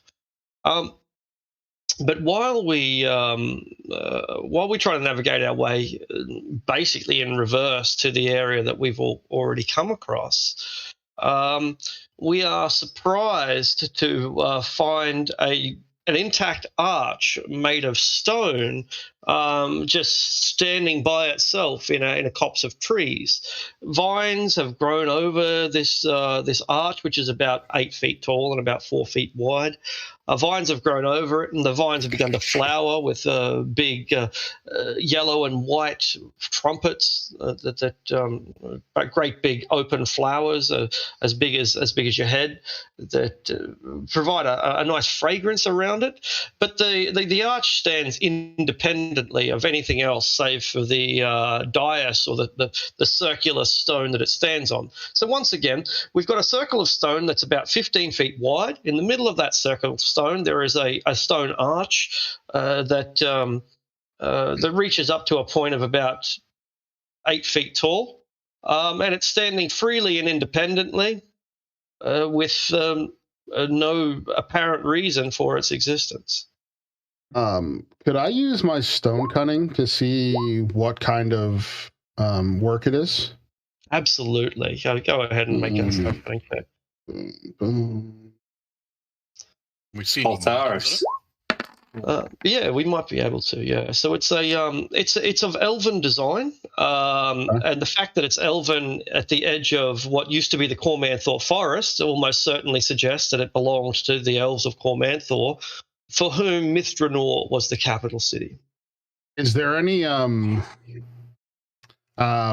like outlying stonework, like is there the ruins of walls or anything nearby? So this may have been a threshold, or Yeah, you do find some bits of rubble and some old flagstones, perhaps. It's not even what you'd call a ruin. Even that would be far too generous. Maybe an archaeological site is a better description. But you do uncover what first appear to be stones, but are in fact ancient bricks. Coltharis, you had a question? I'm just wondering if we can see any markings on it, like writing or runes or anything like that. Yeah, there is. In the keystone, which is the one right at the very top of the arch, on either side of it, of the keystone, there appears to be a bird, and that bird is like a carved bird. It's not an image of a bird, and this carving of a bird is like a little songbird singing. It's, if you've ever seen a willy wagtail or a canary or a sparrow or a finch, it's singing. Yeah, just think of what a finch might look as it sings. Can Rivenus do a Arcana check on it, just like the structure as a whole? Yeah. It appears to be. It's almost certainly magical. The fact that it's lasted when the building that housed it has not is a good indication that it is a magical structure. Though what it might be is anyone's guess. The guess that it could be a magical portal is as valid as anything else, since portals are very often arches, probably more frequently either arches or circles than any other shape. To make a history check to see if I recognize the songbird. Yeah, absolutely. While he's doing that, Rivenus will kind of like take a little pebble and throw it through the archway. See what happens. Sure. It's a canary, and the rock goes straight through it without any incident. A few native bees or wasps or grasshoppers or some invertebrate jump through as well, and nothing happens to them. They're not disintegrated. They don't vanish. Indeed, it doesn't seem to affect them at all. Well, I know. Sorry, Arctic. I thought I meant. I know what the bird represents. Oh, well, it's a canary, and then the canary is singing. But what it might represent, it could be representing singing, or it could represent the morning. It could represent fertility. There are a number of things that it could be. Yeah. Canaries are the warning birds, right? It's it's one of the local canary species is what the Nature 22 check tells us. It's like a bird that whistles and sings, like a red robin or something. Thank you. If nobody stops me, I would like to walk through it. Does anyone stop him? Before he does that, since I have stayed about a year in Shadowfell, is it Shatterdagger? Shatterdale. There we go. Sorry. Can I make a performance check to see if I can do the same kind of bird call as the canary? That's a good idea. I'll wait for that. I know what it is. Yeah, absolutely. Yeah. Now that we've identified the bird, you can attempt to mimic the bird. Before that, is it Rivenus that walks through? It would be Tormund. Tormund. I would wait for that, and then I would walk through. I literally like put my hand on his chest, or well, he's a dwarf, so maybe a little bit at his forehead, like not looking at him. I start my whistle. Tormund, is it wise to be walking through a magical, what could potentially be a magical portal? You do realize this, it may do nothing, but what if this portal were to transport you into the heart of Mitranor? Well, I'd hope you follow me. And I'll walk through. Into a nest of devils and demons. Did anything from Rivenus do it? Yeah, absolutely. And so, like, I'm trying to, to keep up, basically. Okay. So, Rivenus, I'm also trying to work out what happens in what order, judging by how long everything takes. So, which is why I asked. I believe I would stop Tormund before he could get through. Yes, I would. So I was right at when he announced I'm going to try to make the bird sound. I'm like, okay, that's a good idea. I'll wait, see what happens, and then after he does that, I will observe and then walk through. Very cool. So the ritual is only about 2 minutes in. There's still more than half of it to go. So we have no results from the ritual at this point. Singing the bird song causes the ripples to flash within the arch. Like Stargate, it kind of makes that liquid appearance, right?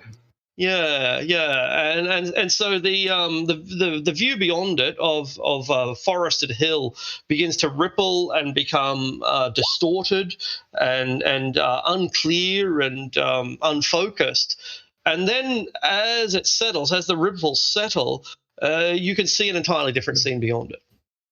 On the other side of the scene is what kind of looks like to us a golf course. It's not a golf course, but just to put something into your mind. It's like a flowing field. a flowing field of perfectly manicured grass. The grass here is all 2 inches tall. It's all a nice verdant green. And this flowing field is empty, save for a road and a river and a building. And the building looks like it's taken some damage in the time, but it's not structural damage. It's merely cosmetic damage. None of the walls are broken down. None of the windows are broken, but there is burn marks and scratch marks and gnaw marks all over it, like a bone might have when you give it to a dog. The bone's still intact, but there's all damage done to the exterior of the bone. It's a bit like that. Yeah, no. And beyond that, so we've got manicured grass, a very gentle babbling brook, some lovely cobblestone roads, this tavern that looks like it's been attacked from all angles and never actually damaged, and beyond that, the inside of a bubble. This bubble is of a bluish color, an electric blue, vibrant and bright. But still translucent and therefore not opaque. Kind of like cellophane, a bit like cellophane. And you are inside the bubble of cellophane. The bubble itself is probably about 1,000 feet beyond the arch, whereas the building is about 100 feet beyond the arch. We don't yet know what we're looking into. So it's like a snow globe kind of idea? Exactly. That's right. It goes inside the snow globe. Interesting. Kage's going to take a look at we gotta the go through this portal, and then also take a look behind the portal and see if the landscape besides the trees matches up. So hills and stuff. Seeing if it's a parallel. It's like the other side of it. It's like a one-way mirror. So when you look through from behind, the side that doesn't have canaries on both sides, isn't it? No, but anyway, when you look at it from the other side, you're just looking straight through. It's crystal clear. You can see your party's faces of wonder. But then when you come back around, the shimmering, it's stopped at this point. So sorry, I think I didn't make myself clear. I mean, right, looking standing on the same side as the party, looking at the thing, and then looking to the side behind it. Does it look like it's basically a parallel of what's going on behind, like a parallel reality looking thing? No? Okay. No, it looks nothing like it. No, there's no trees. Okay. There's no trees on that side. The ground is much flatter on that side. We're in the hills, whereas that is more like a prairie on the other side. So it's nothing like it at all. No. Because we're not actually anywhere near Mithranor, right? Oh, we're pretty close. I'll show you a bigger map. So this is a larger Dales map. Mithranor is we are probably around about here. So Mithranor is 100 miles or so. Okay, but it's not like the next town over kind of thing. Kind of is. Yeah, kind of is. Like Shadowdale is the next town over, but Shadowdale's only got 500 people, and the next town over from that is, Mithranor, unless you're counting Voonlar in a different direction. So it kind of is. Okay. Norman, so you know, both Colt, Tharis, and myself have expressed a desire to one day see the wonders of Mithranor. That is the greatest city there's ever been, that city of my ancestors. But I'll not walk through that portal with you if that has in this state. Yeah, we are so mortal, and Mithranor is a dangerous place. Well, I grew up in Shadowdale hearing stories of the Knights of Mithranor, and there are devils and demons there that are far more powerful than us. That I know you're understand, one for adventure. But do you see any demons? That looks like the most idyllic tavern, and obviously it wasn't compromised. It's definitely some sort of magical enclave. Something obviously attacked that tavern that's on the other side of the portal, though. It ain't in there now. Yeah, but I think we can mark it on the map. Yeah, but what if we come back and it ain't here anymore? What if we step through there and we can't get back? Can we go back to the map? Is that possible? Then we're just in Mithranor. We can just walk out. It's not that far away. I don't think it is either. I think it's not here. I don't know where it goes to, but I don't think it's Mithranor because that's an overgrown forest now.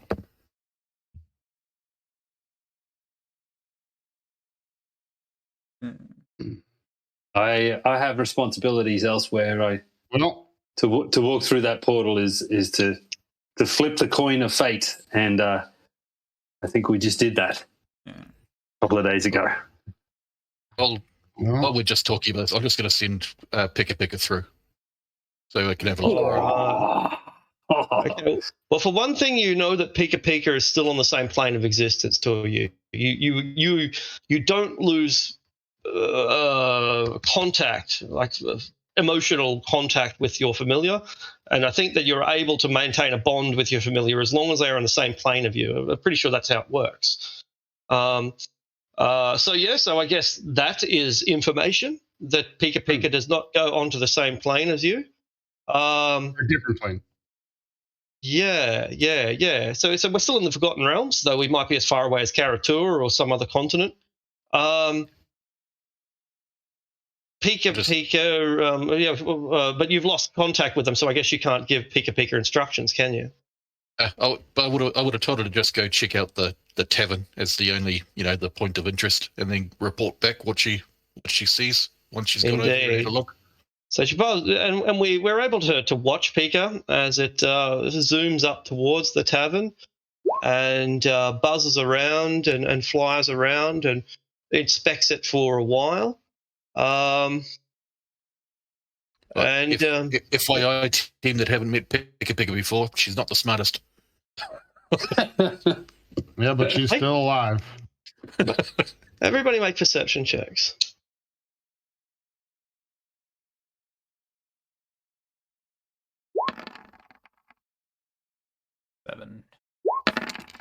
All right. Rivenus, you spot 3 very large birds, the size of giant eagles or something, bigger than, a condor, really big birds. 3 big birds flying in a loose formation that zip across the sky. Most other people don't even seem to notice it, save for Adriel, who got a better look than even Rivenus did. And to you, Adriel, they didn't really look like birds at all. You know the Skagies from Dark Crystal? Yeah. Like basically vultures, right? What you see are 3 enormous vulture-like creatures, but their vertebrae can be seen at the back of their neck. It's poking up out of the neck, like the flesh has rotted away. The faces are more skull-like than bird-like. They have a vulture's hooked beak and the bald head of a vulture, but they're bald because it's basically a skull.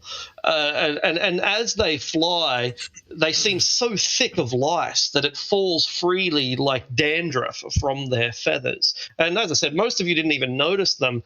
Just in the corner of your vision, maybe it's the particular angle you were standing at, and maybe not. But while Rivenus saw 3 large birds, you saw 3 corrupted large birds, I guess, and then they disappear from your vision. You see that?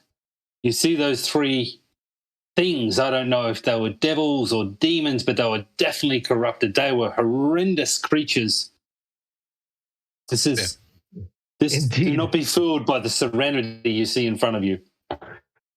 I don't believe this is the safest way to go at this moment. Really? Because I need a Pika. I could see the bones of those things sticking out from their flesh.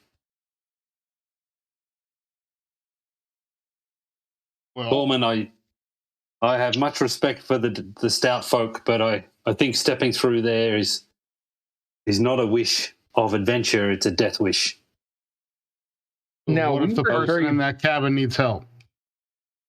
You said you wanted to help people. It's in your creed. I do.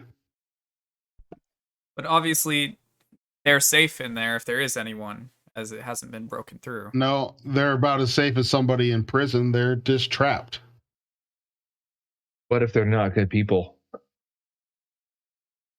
And if we're the ones to go attempt to save them, but are severely underpowered when it comes to that, we are nothing more than rats running through that field. There's 6 of us. I feel like this archway wasn't that far from the keep, correct? Like we were only maybe a half day less than that from our keep. That's right. Yeah, probably less. You're not far at all, and that's right. I think Rivenus, without the permission of the group, will whistle the same bird call to see if it shuts the portal. Yeah, it doesn't. No. Oh shit. Okay. Kage can speak with small animals. Can he do like a farewell in like bird speak? Yeah, go ahead and make a performance check or something.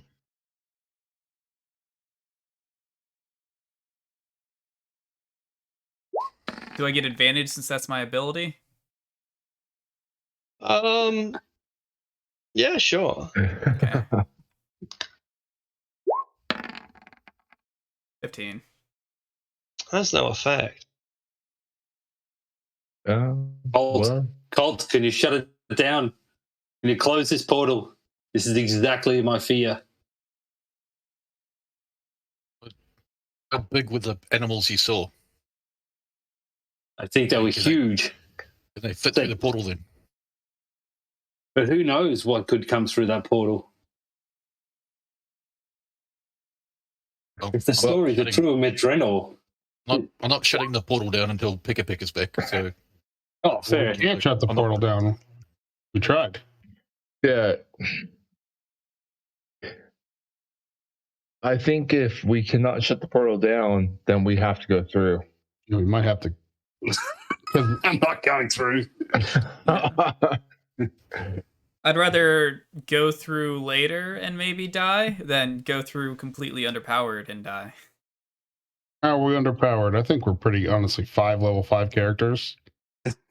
We're pretty fucking good. There's a level, quoting Arctic, there's a level 12 quest in the starting area. Yeah, but you felt that about, you guys felt that about Daggerdale, the Daggerdale Castle. We have to do something. Well, this is obviously hold on. Either we shit or get off the pot. That's the way we go. I'm walking through. Pika is returning, and she's coming right for us. Closer. Closer. The birds? Closer. No, you can't see them. And just as she comes face to face with us, she disappears. Was there even a... Then she reappears from around the side. Like she comes back around the side. Closer and closer, and she's gone again. It's a one-way. Then she reappears, and she's gone, and she reappears, and she's gone. It's a one-way trip. It's a one-way trip. Let's not go portal, guys. Maybe we'll wait. Yeah, we'll wait. Yeah, let's hold off on that one. I like how it's not like we probably go through and we're going to die. It's like, oh, we can't come back. Oh, we're good. Nah, never mind. I'm going to dismiss her and make her reappear next to me. Yeah, no worries. So I guess that interferes with your ritual, casting another spell. I gave up on the ritual when I sent her through. Yeah, no worries. And about 10 minutes after we first whistle, the liquid vanishes and it goes back to being dormant. Mark it on the map, and then yeah, I'm marking that on my map. So I'll ask Pika what she saw. She had a look. All right. So she got an intelligence of 1, right? Is that correct? Not bad. Yeah. She saw a building. It's good stuff. Yeah. Yep. Yeah. Any bodies? She didn't see any bodies, no. But it looked to her like a garden, not a forest. It was the whole place was kind of beautiful, but was I don't know if a bat's going to have a concept of a mowed lawn, but everything was manicured, right? The trees were in rows. the ground was clear, and yet she then contradicts it by saying that the buildings were destroyed. And that there was rubbish everywhere. So her message is completely contradictory. On one hand, she's trying to explain how neat and tidy it is, and on the other hand, she's telling you what a ruin it was. I'll ask Adriel to describe the birds, then I'll ask Picker if she saw those things. We'll give her a perception check. And look, perception. Oh, there you go. 7. No, but she did see little dragon men that were on fire. The fire was blue. Oh. Tall, blue, burning dragon men. Okay. Like those dragon men we've seen before. I think we've seen them before. No, we haven't in this group. I know exactly what you're talking about, but right. I thought we would have seen some by now. Right. Yeah. So little dragon men, about the size of Kage, that were aflame, with blue flame. Wow. Okay. Mark it on the map. Let's continue. Thanks, Picker. Anxiously move away from the arch, the elven portal. All right. Coltharis, a D4. Swear if I'm the only one to roll another random encounter. Adriel, a D4. God fucking damn. Tormund, 1D4. 1d4. 3-4. There we go. And Rivenus, 1D4. Yeah. Shit's rigged. All right. So it's around about sunset again that we make it to the vicinity of Castle Daggerdale, and theoretically we'll be approaching from the rear side this side rather than from the road side, which is where we came from last time. We'll be coming in from the rear unless we don't want to, and there's nothing stopping us from going around and coming the other direction. So which will it be?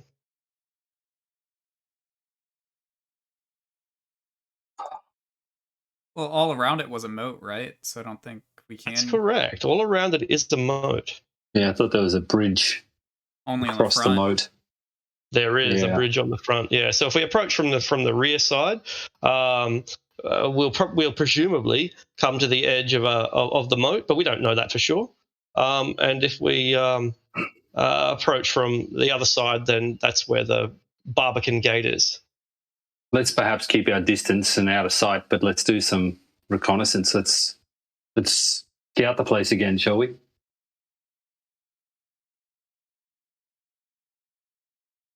Cough. Okay, are you? Yeah. Are you back walking within shadow, or? Yeah, I'm are you about to roll it. Taking a break. 24, and they have disadvantage on seeing me. Check me. Wow. The rain has been pretty heavy from about the time we left the portal. It's been a torrential rain for most of the day, as if the weather is desperate to make up for giving you a night of clear skies. And when you arrive at the edge of the castle, the effects of all this rain is obvious and apparent. Rivers are overflowing. The river that feeds into this moat has caused the moat itself to break its banks. And what may have been intended as a ditch has become a lake with a castle sitting in the middle of it.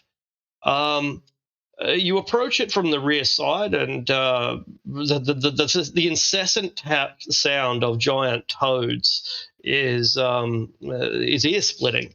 You can hear these guys from literally a mile away, and by the time you get quite close, the sheer numbers of them become apparent. There are countless toads here, and the gap between the rear river and the foundations of the castle is built on is only about 30 feet in some parts, whereas it's 3 times that distance in other parts, depending on whether the bank was high or not.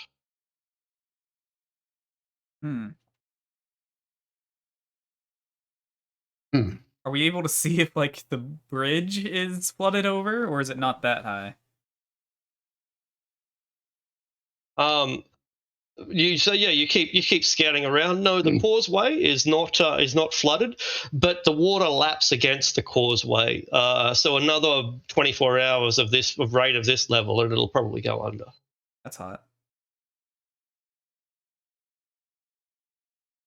So it wasn't like this when you last saw it? No, it was much lower. Not this wet.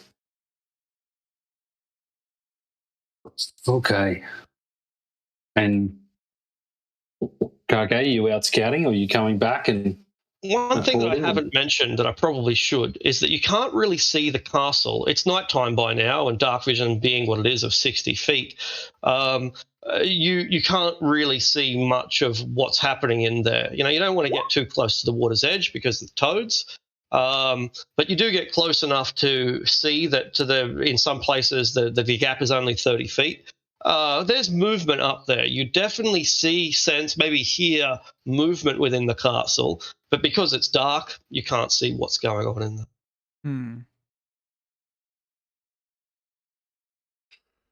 What have I missed? What are we attacking?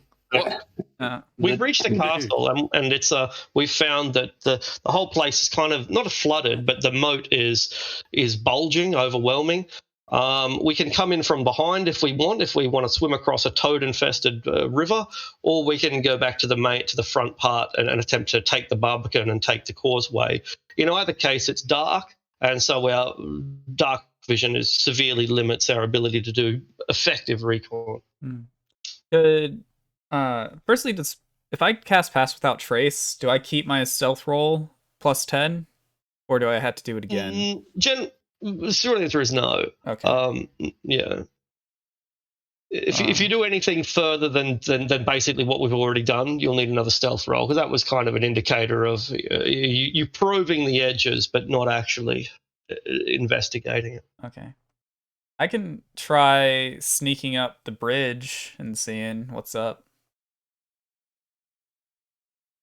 Yeah. Like, if you want to scout this, Tormund seems he's like out for blood and adventure. And, I'm not much of a scout. But he's keen to fight. I can send Pekka. That's a good idea. Yeah, with that one intelligence. Yeah, but at least hopefully she'll be able to count or give us an indication at the very least. You probably can't count. No, you can't count. All right. well, like an intelligence of 1. I don't want to insult babies or nothing, but being able to count, it's beyond what dogs can do. Dogs can't count, and they've got an intelligence of 2.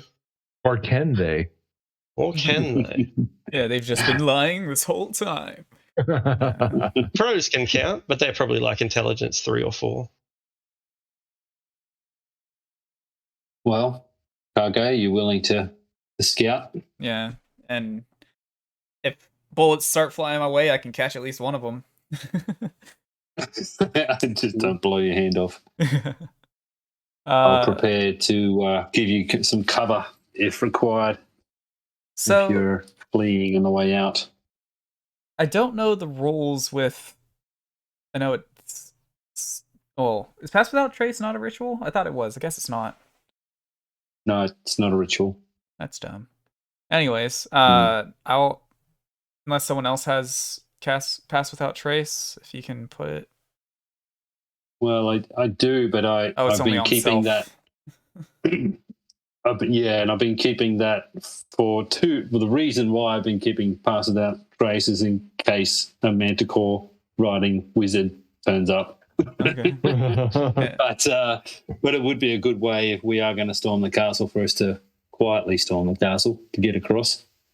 I also have a cloud of fog that could be used to give us some cover. I do too, but with a alchemical, same thing. Cool.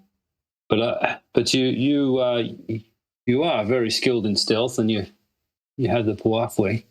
Yeah. Are you willing to go and get as much as you can with that, and from that we decide whether we try and take the castle? Yeah, I'll do that. Let's leave Roderick, our Bison, and Cart, and Amon, and I forget our employee's name. Davos. Let's move them away. I'll leave my horse there as well. Yeah, me too. Even though he's a horse, I'm going to call him Pony Bill. Very good. Pony Bill. He's a good pony. Addiction to apples. I'm going to ask Adriel if I could put my rat and my mouse in his pack. Trust him the most.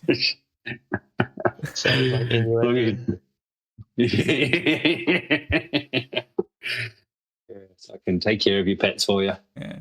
So, Better not eat my food. I imagine the whatchamacallit, fuck me. That one thing. Oh, the sides of the bridge are like kind of up against it, so I want to like. No. Yeah. Like flat? Well, it's a causeway, not a bridge. So it does have a railing of sorts, but the railing's about 1 foot tall only. And if it wasn't for the railing, the bridge would probably be underwater because the water is lapping the railing, which is solid concrete. But the water level is technically a couple of inches above the causeway floor itself. Yeah. Well, I'm 3 feet tall, so I'm going to try it anyway. Just crouch down. Yeah.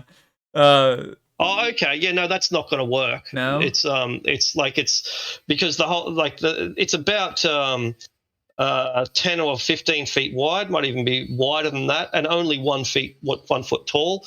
So potentially you could like literally slither and crawl alongside one of the edges, but then you'd be as obvious as daylight from the other side. So it might work from certain angles, but it's not. It couldn't possibly work from all angles. All right.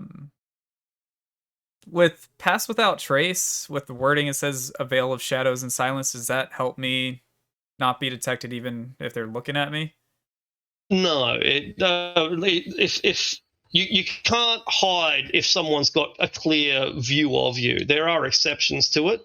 And I guess this might be one of those exceptions, like wood elves can always hide when it's raining or the leaves are falling. So this that might work, perhaps. Yeah, maybe it does. But ultimately, if someone is looking straight at you, there is no shadow anyway. It's in the middle of the fucking night. You can't have shadow without light. So there is no shadow. Okay. Well, I'm going to risk it. I can run if necessary. Does your sword's effective? It dulls light. Does it act like a blur spell? It's kind of like I can't remember if it does or not. We can do that enchantment later, but no, that would be dope though. It'd be a lot more expensive if it did. It wouldn't be worth 500 gold. It'd be worth 8,000. Yeah. But yeah. It sucks in light with its darkness infusion. But when there's no light to suck in, it's just darkness. It's not actually obfuscating anything itself per se. Yeah, you can't have shadow without light. That's an irony, but a truth. Yeah.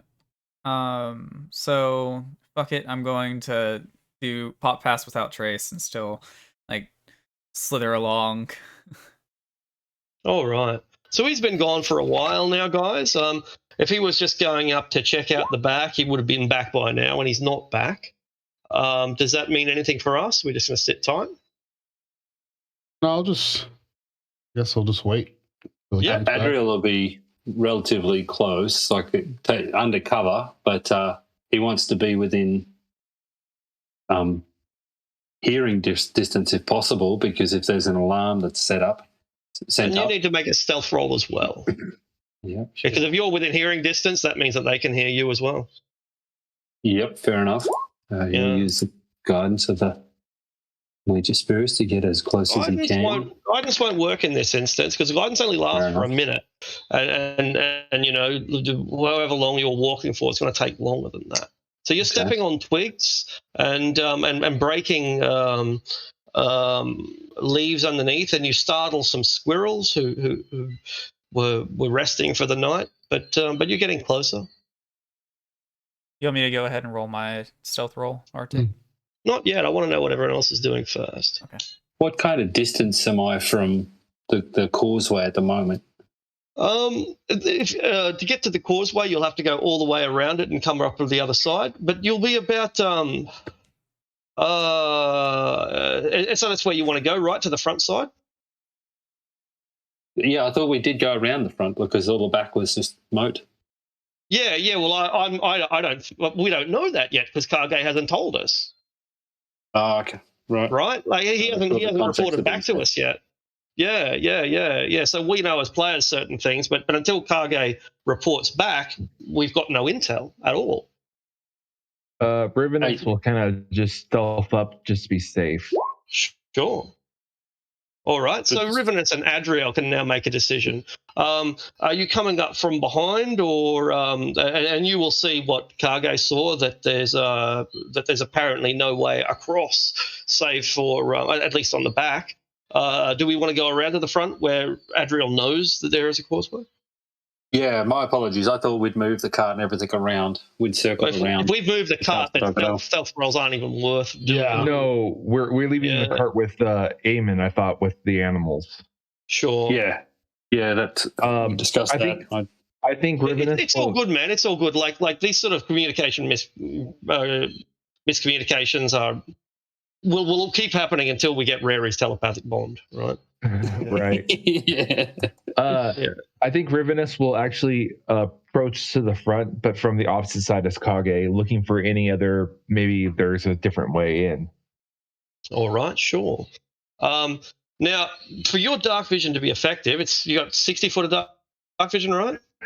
Yes. Yeah, cool. So for your dark vision to be effective, you'll have to be walking along the very edge of the moat because it's more than 60 feet wide in some places, though it does come down to just considerably less than that in other places. But this is important because there are fucking toads everywhere, and the toads enjoy the shallows, or they enjoy being up on the water's edge, and thus you'll be within the toad's detection range before you can see the castle. Does that make sense? Okay. Yeah. Yeah. Then maybe the toads are like a ring. Yeah. Yeah. I want to say if I can see 60 feet in dark, then I'm going to be about 60 feet back from where I think the toads would be on the shore bank, farthest up. You know what I mean? Yeah, so I'm keeping more of an eye on the toads than I am on the shore. That makes sense. And besides, like, you're going to see the bridge on the edge of the shore, right? Like, that's where the bridge starts. So if there is going to be a bridge, then you're probably going to be able to see it using this methodology. All right.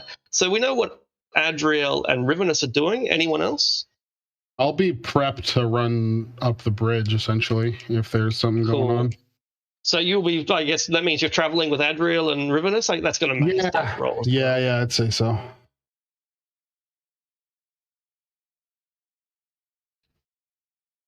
You going to join us, Coltharis? Here we go. No. Okay. Well, I'm not stealthy, so there's no point in me coming until I need to start throwing spells. Cool. So you remain behind? Yep. So you're going to be located a long way from us, though. You're going to be behind the castle. We're moving around to the front of the castle. So.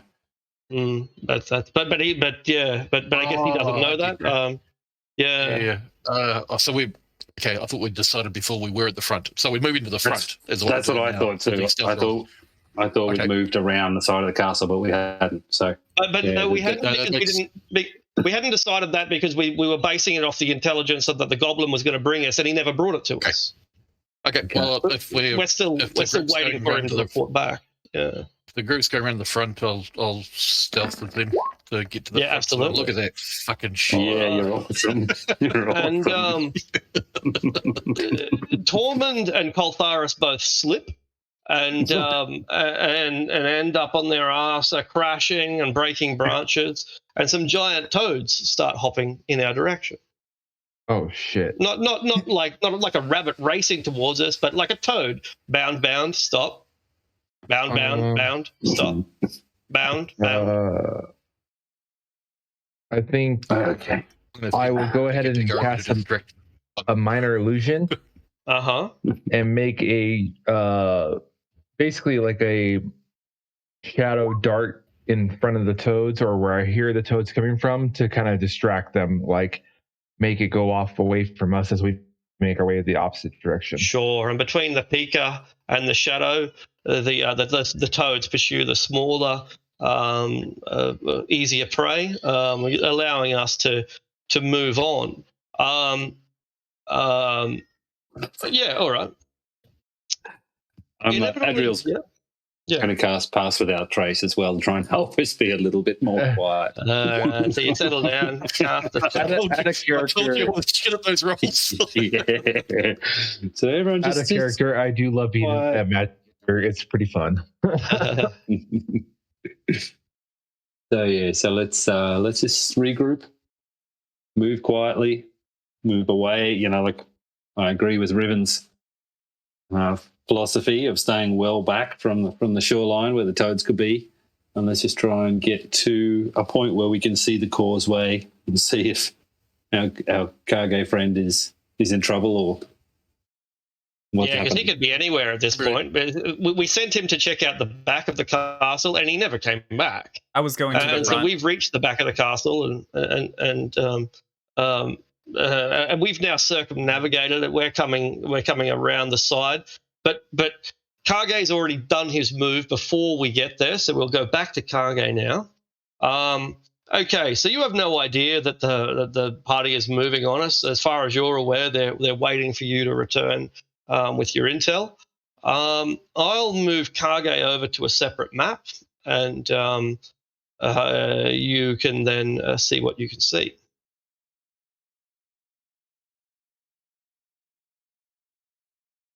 All right. So that's the limit of your dark vision. This is like a main road. If you want to approach from a higher point or a lower point, that's up to you. But this is where the road begins. All right. I'll be starting from here, I guess. Is that cool? Sure. Absolutely, but it means that you'll have to make a dexterity saving throw. Cool.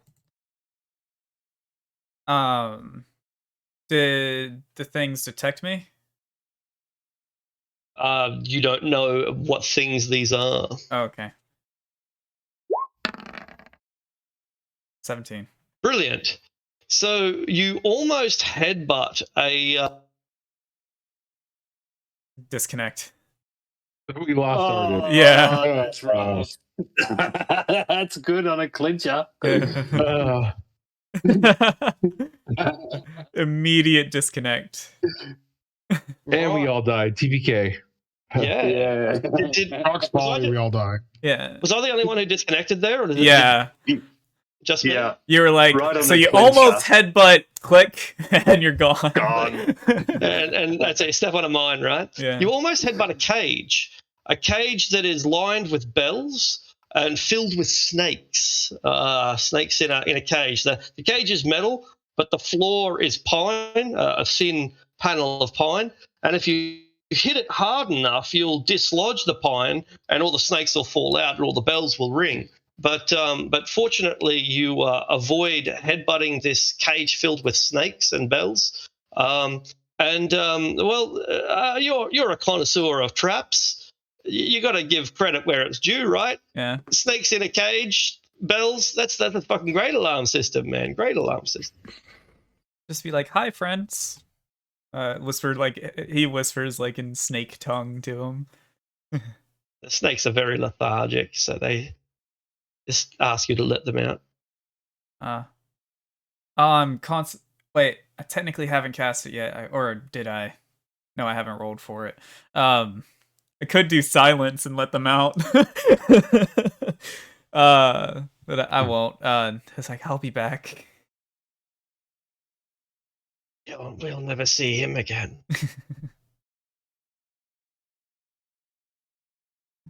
I heard that. So there you are in the bushes. The rain is falling pretty heavily. You have no idea that the party is coming. Okay. Should I go ahead and roll my stealth? Yeah. Well, no, don't roll when it's already too late. Okay. Yeah. So if I dash while stealthy, I can still move 50 feet. Yeah. The rules are a bit weird, but I'm pretty sure that you can. Like, it doesn't slow you down at all, as far as I'm aware. Yeah.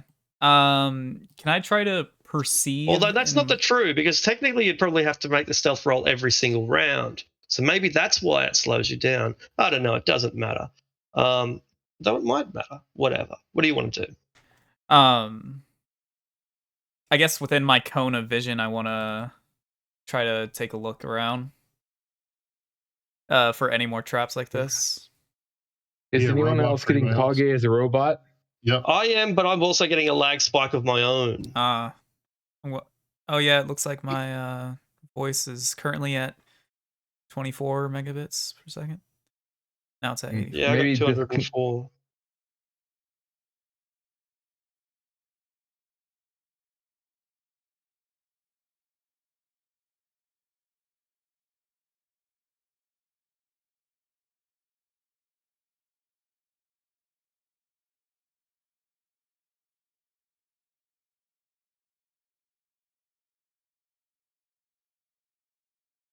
Though, right? We're on the main map. And right. Yeah. Okay. Do y'all hear me now?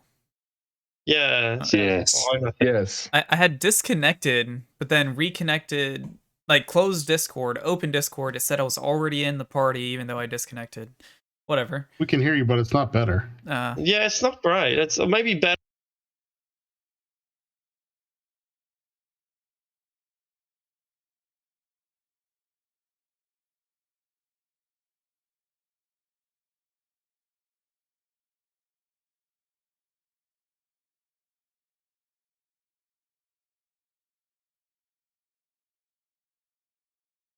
It turns up like 5 or 10 minutes before you do, so I have no idea what he's going to get up to before we arrive. No idea. Sorry. Roger.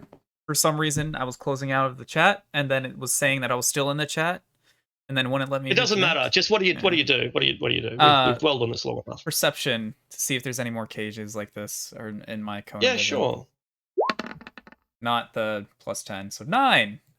None that you find. So I'm just going to continue on.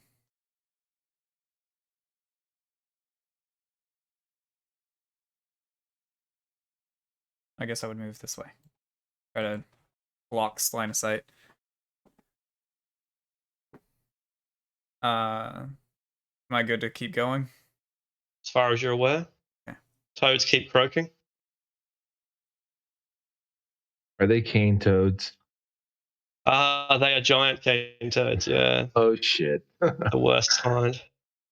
I'll use my action as another perception check to see if there's any in this tree that I'm under.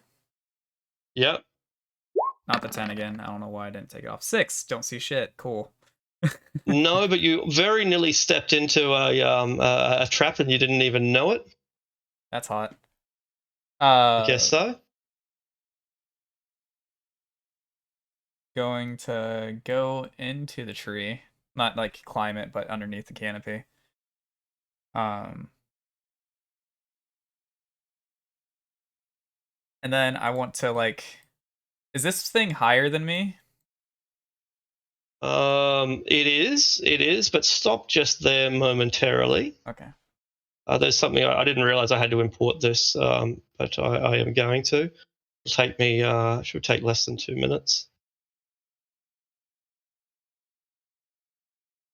I think I know where to find it. A lot of files to go through, but as I said, I'm pretty sure I know where it can be found. Okay.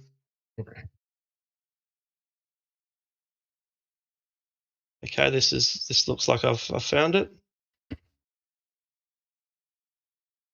Okay. This shot is taken at advantage.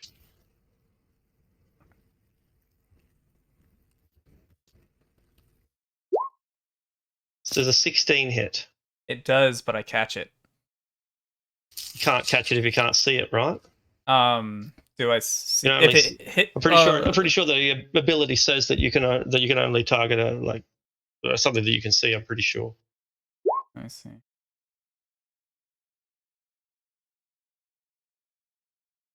When you are hit by a ranged attack, so it doesn't say anything about needing to be able to see it. Yeah. All right. I automatically all right. negate it. Brilliant. All right. Yeah. But you can't take reactions when you're in a surprise round. You can't take reactions. You're not going to be. I don't think you'll be able to stop this. Where's it coming from? The tower. This guy? I can see him.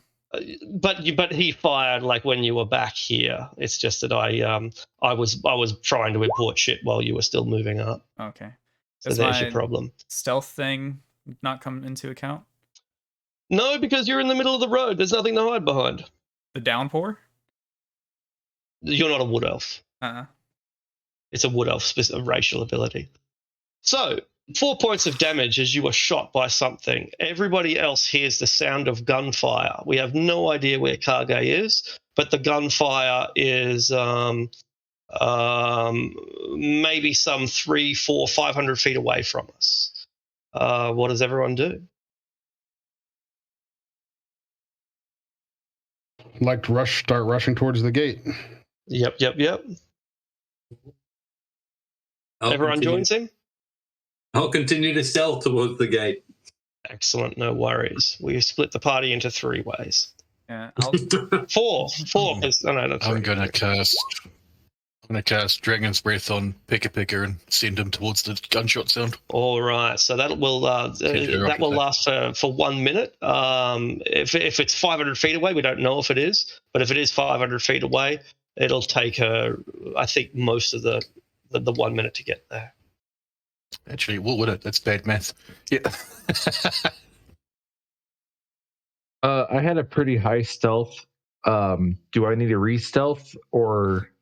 Yeah, you will, as like, because the stakes are now higher. That was kind of a like getting around the building. Yeah, got you. Precisely, that's right. Like this is a new scene, a new event, whatever.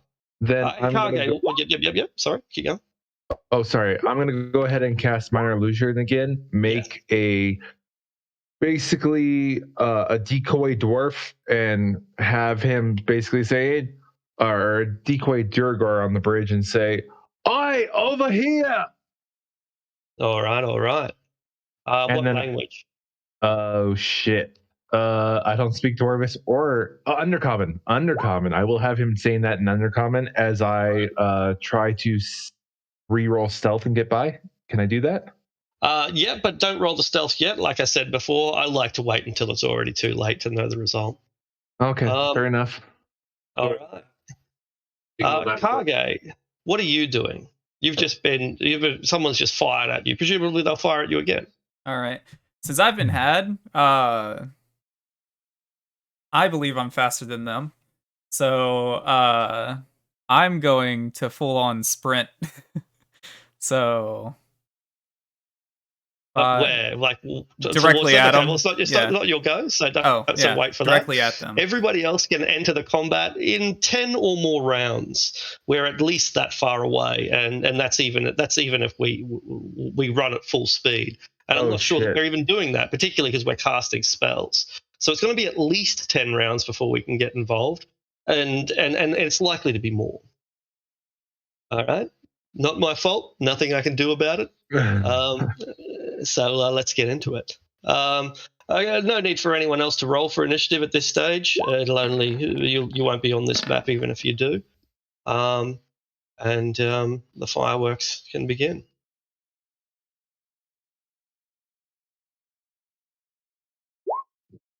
Oh, of course.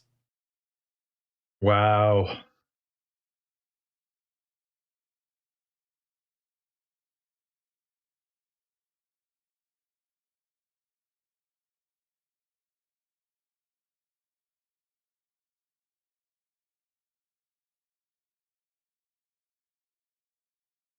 That didn't work. The nature of Roll20 means that sometimes you have to import tokens even for something that you think that already exists. It's just the way the program works.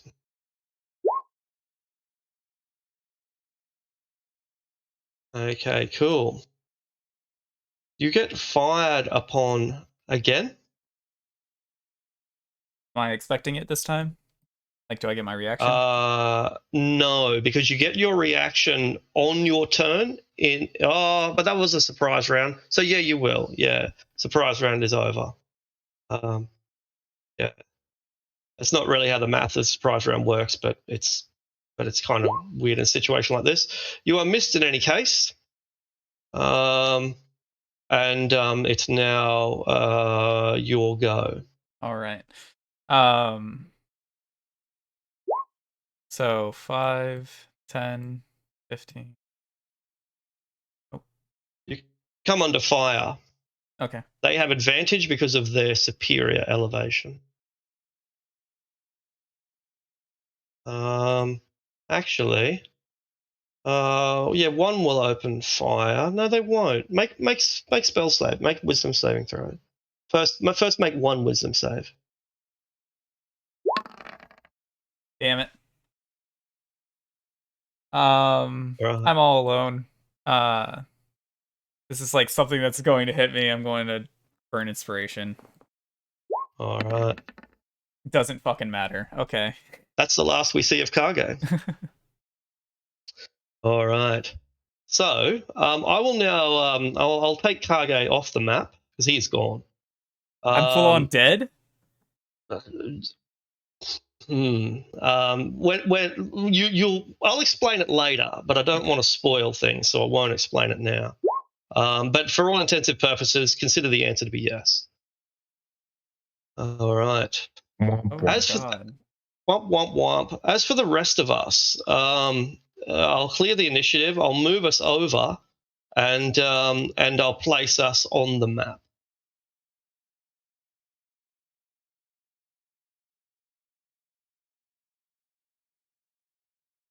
Okay, so you see where this party icon is? This is where the party comes in. Though we don't have to come in at this point if we don't want. This is where the road is. I don't know if we came around from the north side or the south side. It was never specified.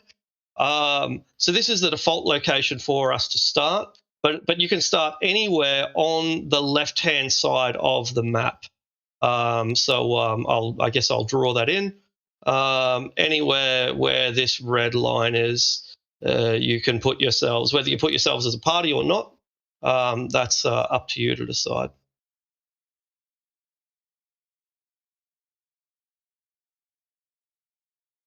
You're able to see the line, right? Mm-hmm. Yeah, cool. So yeah, so you can put yourselves as a group, as individuals, whatever suits you.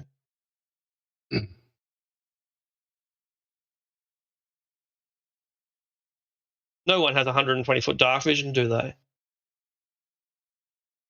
No. No, sir. But Pika does. And so Pika is able to basically telepathically inform. Only 60-foot Arctic. Oh, it's only 60 foot. 60 foot blindside. No, yeah, right. Yeah, cool. All right, well, I'll give her sight because I can see that she currently doesn't have it. Although, no, I won't give her sight. I'll just describe what she sees instead.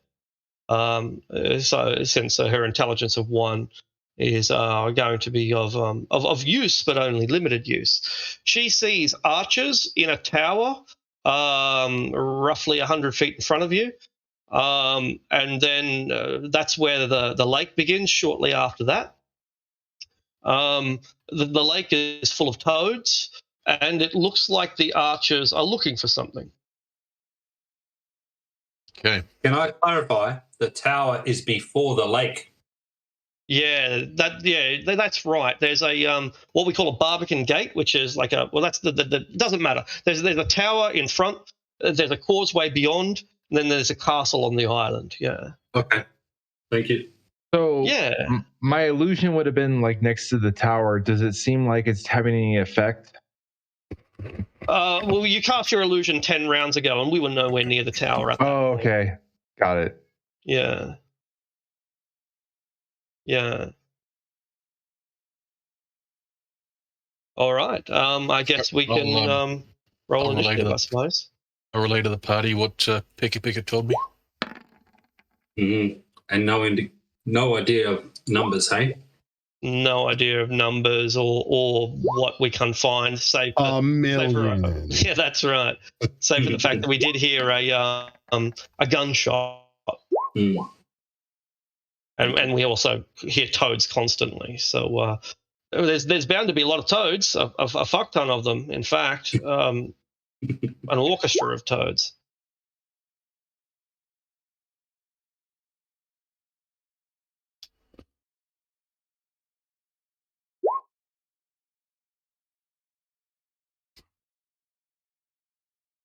All right, just a moment. This will take a little bit longer.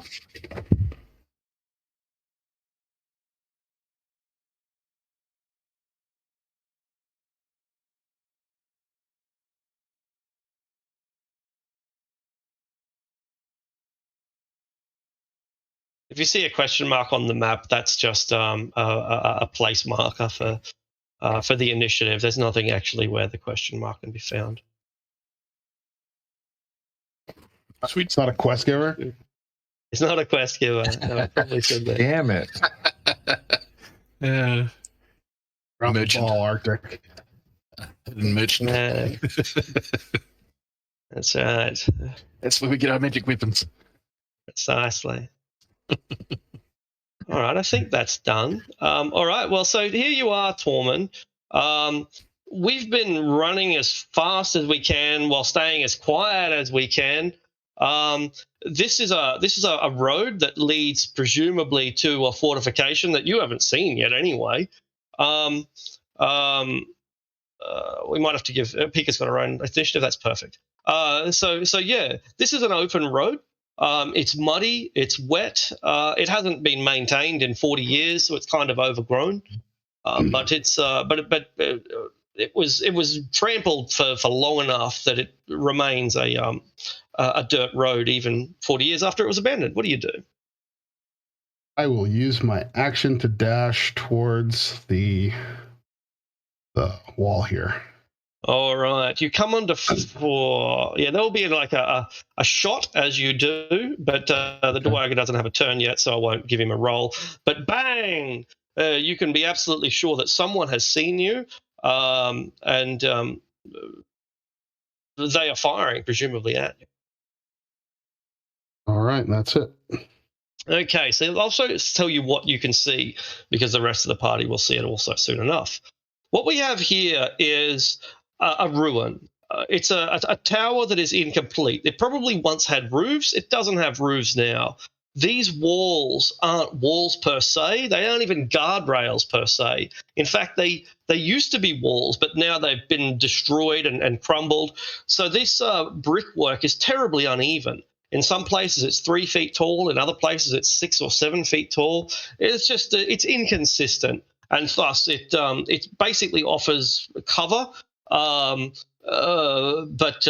they can't really be represented on the map. So just consider these people up here to be in partial cover as they duck behind the formations, the brickwork, taking whatever cover they can.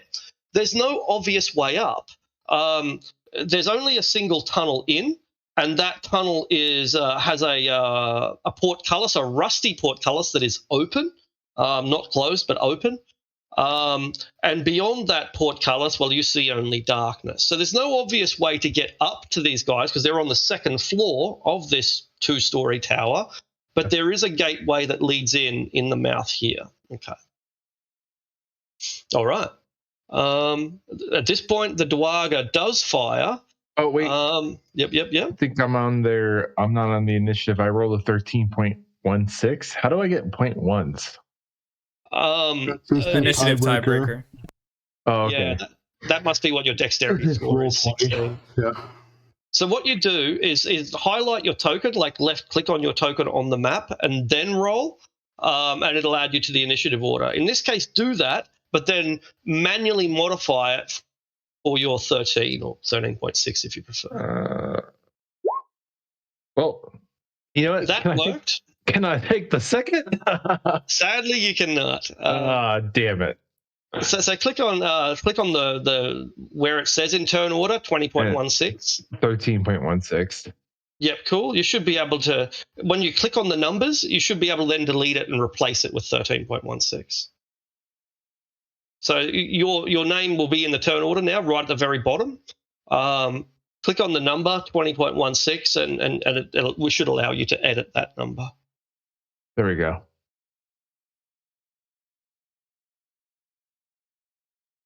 Did it work?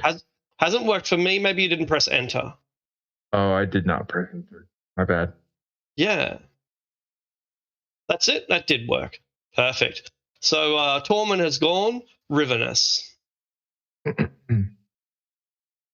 So, just so I can clarify, to get to Tormund, I have to cross the causeway, and it's no a good amount of distance. This is just a mud. We're not even close to the. Well, we are close to the causeway. We're about 100 feet away from it at this point.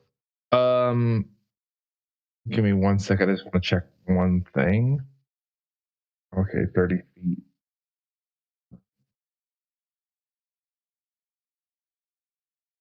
Yeah, that's not even that much, but right there.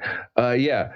So I'm gonna go try my same thing I did around, because I thought that was like we were already in this area when I did that last round. I'm gonna do the minor illusion, making a Duragar, and have him like over here in Undercommon, like, you know, over here, just to distract anyone so that their fire might go over that way. All right. So a Dwaga just suddenly appears out of nowhere and stands. Can it make noise as well as Pitcher, or is it one or the other?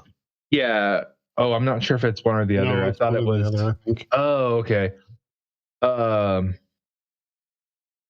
I guess this time it'll just be well, I can cast it 3 times. So is it one? Oh, it's one action. Okay, so I guess I'll have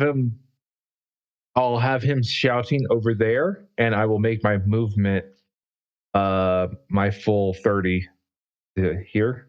Or can I double? Yeah. Yeah, that'll be it. If you've taken an action, then you'll only get 30 feet. Yeah, that's fair. So I'll do that and make him over there for right now. All right. You come under fire from a target that you can't see. Okay. What do I need to do? You need to have an AC higher than 22. Oh, I'm fucked. I'm not even going to waste a shield on that. 13 points of damage as you are as a bullet hits you in the shoulder. The Dwaga yells back in the Dwarven tongue, but do any of us understand Dwarven? Yeah. You do? We are, of course. I was thinking Amon's the only dwarf, but yeah, thanks. Of course, you're that's not the case. We are under attack.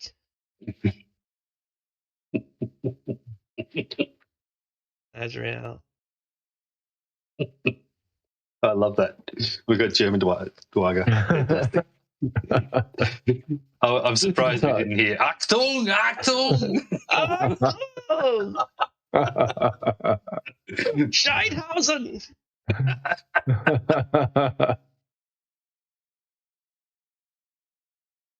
How many are there? 9. Sorry, Adriel. So Adriel is still sneaking forward. Stealth check, I'm guessing. Yeah, go ahead. But. Oh, sorry. Yep. Sneaking like here is kind of pointless. Because there's nothing to hide behind. Like you can sneak out in the open, and that might work, but it probably won't. You generally need something to hide behind, like these bushes, for example. Yeah. Are they in the water? I was trying to interpret what that. No, we have not. No. So this is grass. These are trees. Yep. We haven't reached the moat yet. We circumnavigated around the moat and have come up from the front area. Okay, fantastic. So absolutely, yep, sneaking, using the trees as cover. 1, 2, 3, 4, 5, 6. Make a dexterity saving throw. Okay, and that is there. And that stealth of 20 has +10 with pass without trace. Very good. You accidentally bump your head into a cage. That cage is filled with snakes and bells. The bells ring, the snakes fall out, and they fall out all over you. The snakes then roll for crap. initiative. Oh shit. So they get an attack when they first arrive, and then they enter the initiative. So give me just a moment. Swarm of poisonous snakes. Yeah, it's a great little trap, this one. Yeah, particularly when you've got unlimited snakes. The hell of a spell. Unlimited. why would they have unlimited snakes? That's a good question. Okay, so they bite each other, and it's kind of comical. You haven't taken your action yet, so you still have an action. Due to the sudden nature of the attack, is that if I dart away, is that going to create an opportunity attack? It will, because they are technically on your square, even though I haven't put them on your square. The snakes are literally on you, and so as you run away, you're slapping at them and so on. They will get the attack of opportunity. Oh, wow. Okay.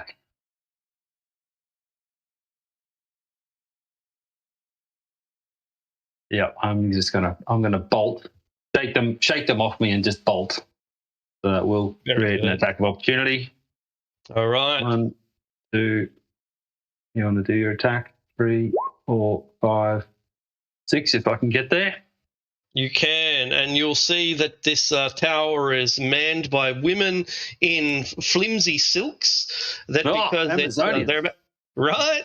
They're about 10 feet tall. They're about 6'6" or 7 foot. They are tall. They are very lanky, slim to the point of being skinny, and tall to the point of being lanky. But as they wear silks in the middle of a rainstorm, it clenches their body, revealing both their flesh and their bone structure quite significantly.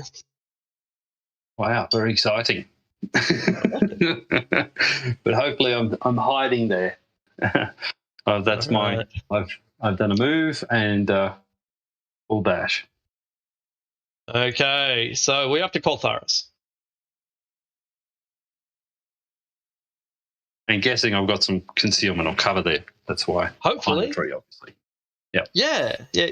Good. I'm glad you clarified that. But yeah, it looks like it. 3, 4, 5, 6. There's a Dwarga here. What the fuck?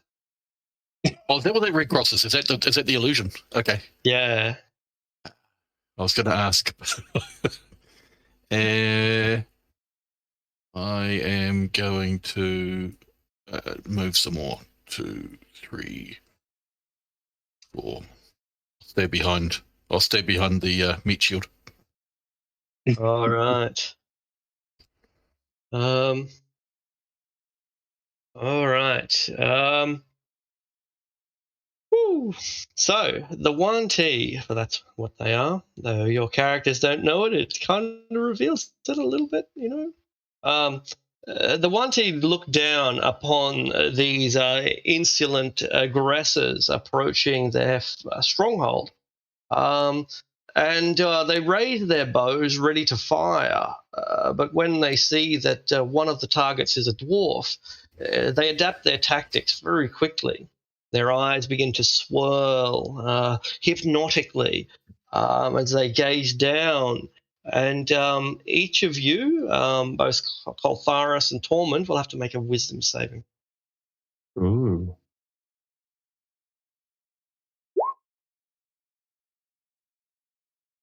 That passes.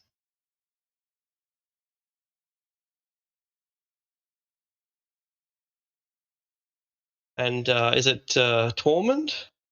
Tormund. A wisdom Oh, save. sorry. No worries.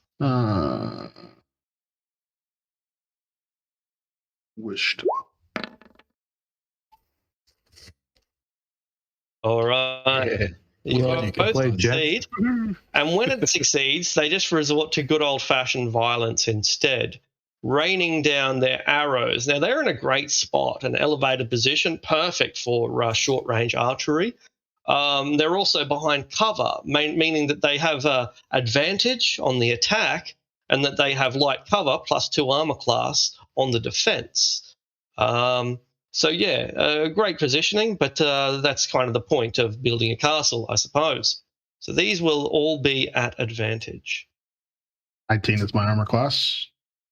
All right. 14's not going to do it, but a critical hit will. Now, the poison is not doubled. Poison is a separate thing, and Roll20 calculates it as a critical hit. It never should be. So it's 8 points of damage and another 8 points of poison, of which you take half because you're a dwarf. So 8 points of damage and 4 points of poison. Alrighty. Off to a good start. The giant toads just keep on singing. They don't seem to mind any of this at all. It means nothing to them. Pika pika. So 1, 2, 3, 4, 5, 6. 1, 2, 3. Can I get her to see stuff so I can see where she's going? Yeah, I'll give you like a slight amount of vision, but yeah, I don't want to kind of like reveal what's going on. That's all right. Or As long as I just want to get in near to. Yeah, there we go. Well, if I know where that thing is, then I'll just pick her or position herself just behind underneath the wall where hopefully she can be seen. Very good, very good. She will find that there are holes in the wall here so that she could slip all the way inside very easily if she wanted to. Some of the holes are big enough for people to crawl through. Okay. Yeah. All right. Tormund, a couple of arrows, well, one arrow is lodged into your throat, but the venom tickles rather than distresses you.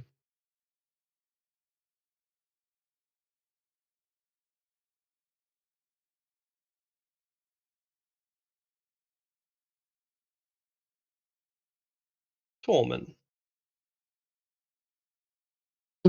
All right. I'm just gonna again beat feet to the gate, which is excellent. Open, right? The gate is open. In fact, when you get there, you'll see that it appears to be rusted open. There isn't any easy way to close it. Perfect. Then I will go through the gate.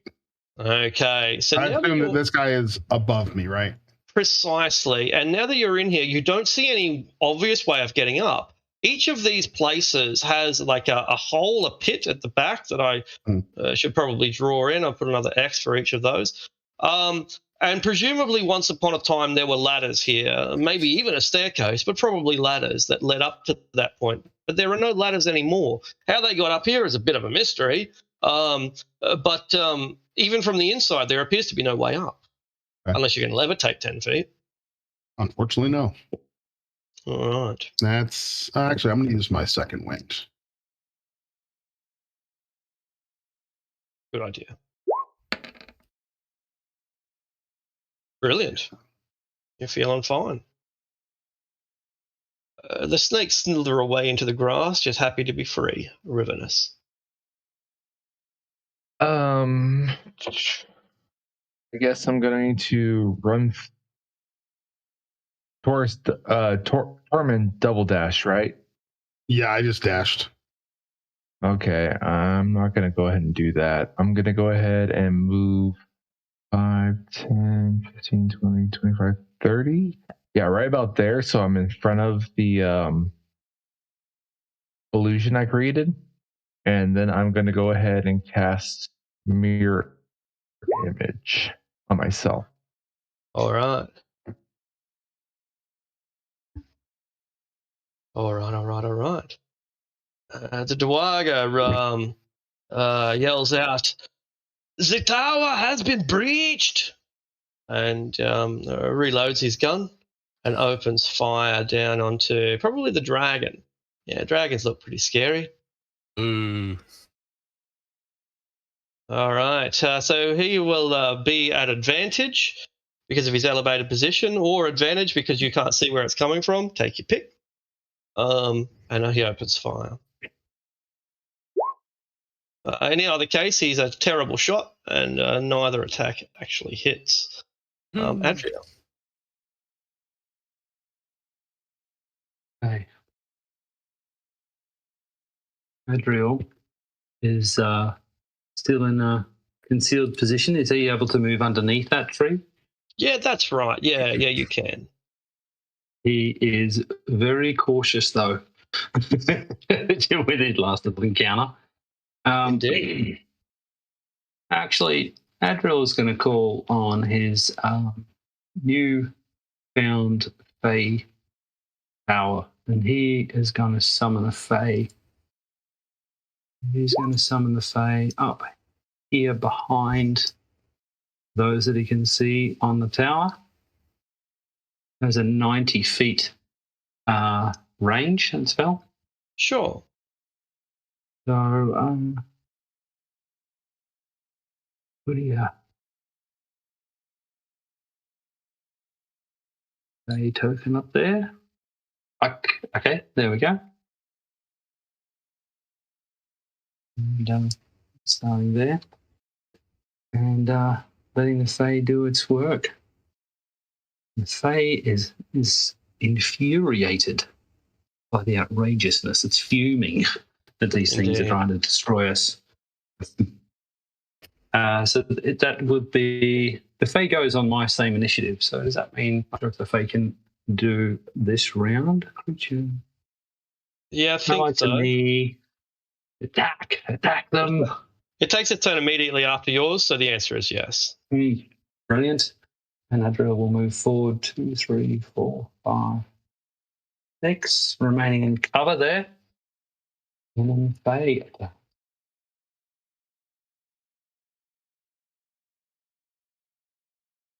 No! That was a short sword attack. Public roll. Submit. 19 will stabs certainly with a hit. short sword. With absolutely no armor at all, she makes for easy prey. Fantastic. So 7 damage? Yes.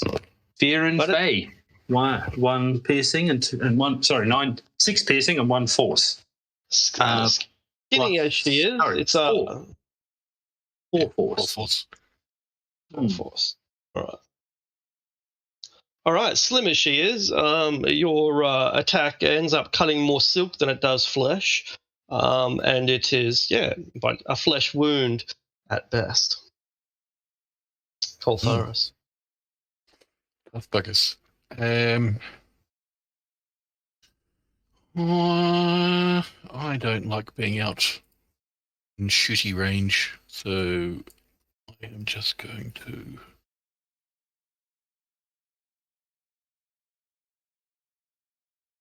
Jesus, okay. I can run 60 foot to there. All right. You're in full cover, like you're underneath these guys, so they can't possibly see you where you are. Sweet. What are the extras in there? These are formerly trapdoors. Now they're just holes. There used to be a ladder that led up to these trapdoors. That's how you'd get up to these places, but there is no ladder here anymore, so we can only guess at how they actually got up here. Okay. Yeah. All right. Okay. I gotta check something. Okay, cool. The Fey creature can make a wisdom saving throw.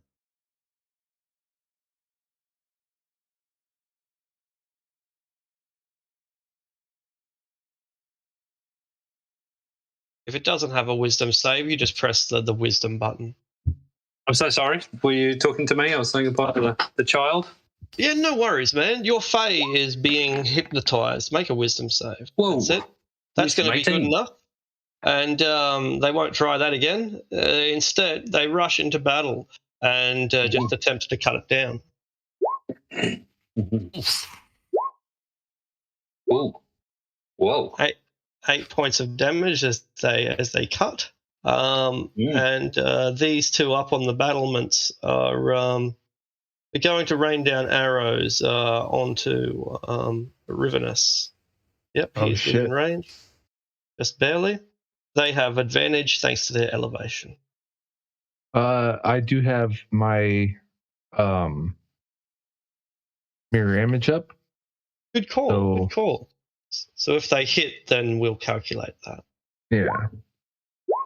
Does a 14 hit your mirror image? Does it mirror image only affect? Yeah, right. It hits the first one. Yep. Cool. All right.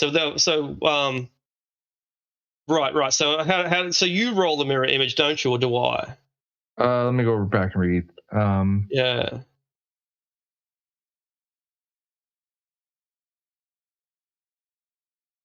I get to roll a d20. Cool. And then. So that's going to hit a mirror image, isn't it?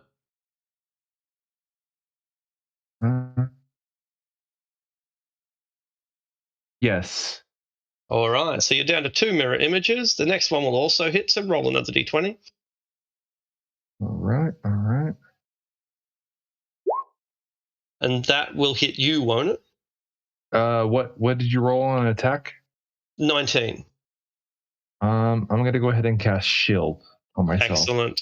No worries at all. Okay. As a reaction, of course. Perfect. Toads are content to just keep toading. Pika. I think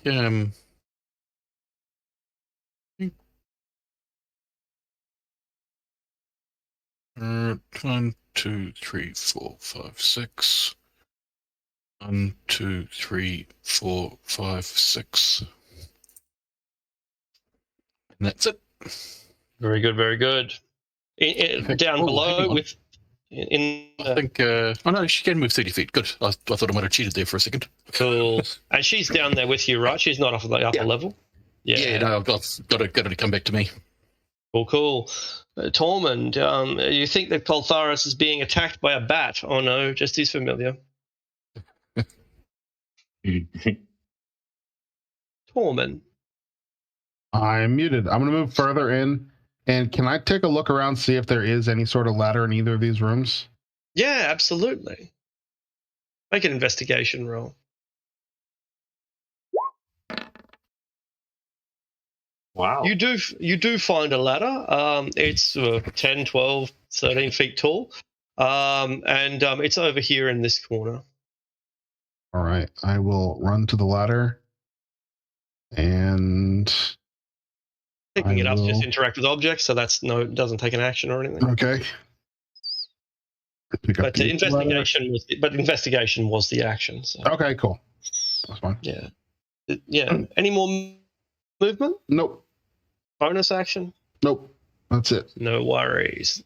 The snakes are pretty content in the grass, hunting rabbits and rats. Rivenus.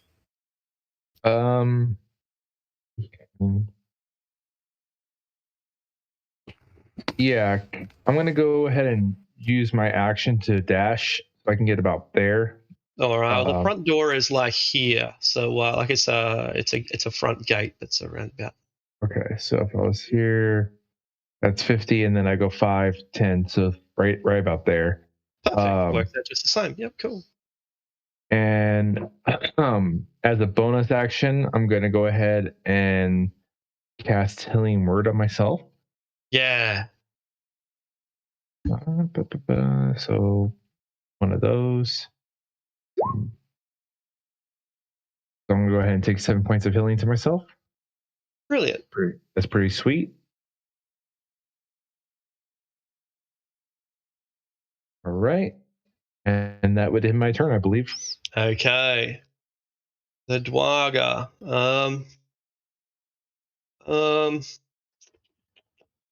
He's going to move over to here and open up into the Fey creature.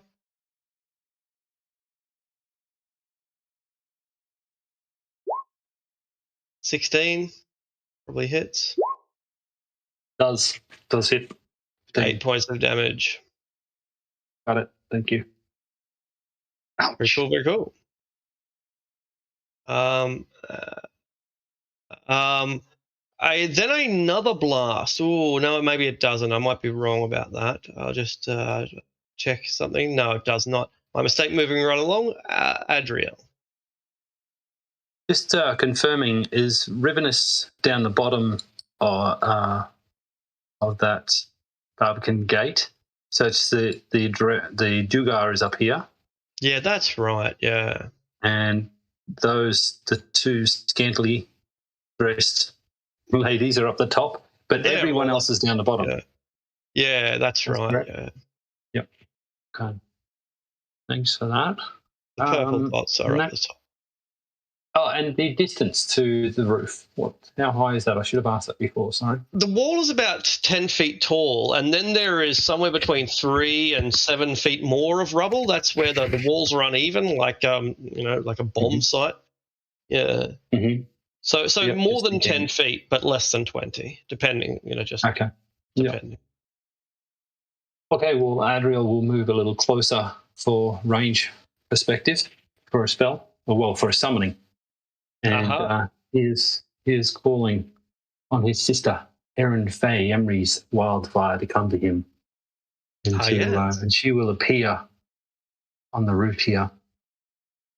Yeah, so, and it's usually a fairly explosive entrance when she appears. They need to make a dexterity saving throw because when she is first summoned, she has an explosion of fire within 10 feet of her. All right. So that's just the Dwarga, right? Oh, within 10 feet. So the Dwarga and one of the Monty. Yeah, her as well. And the DC for that is my DC, which is 15. And otherwise, it's 2d6 for both of them. And they're both caught up in it? Oh. Boom. Okay.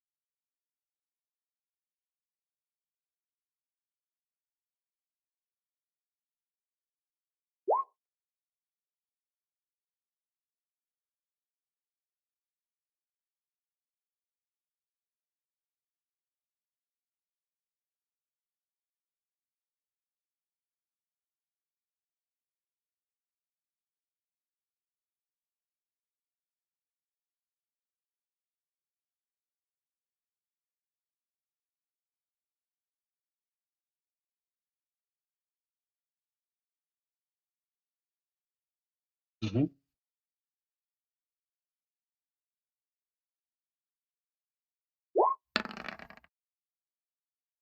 Okay. Not so good. All right. So this is what happened to the goblin. Again, not that your characters know this, but just so the rest of you do. Suggestion. Ooh.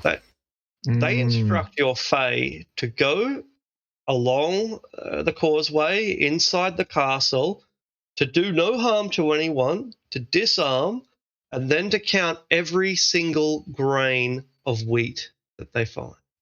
Ooch.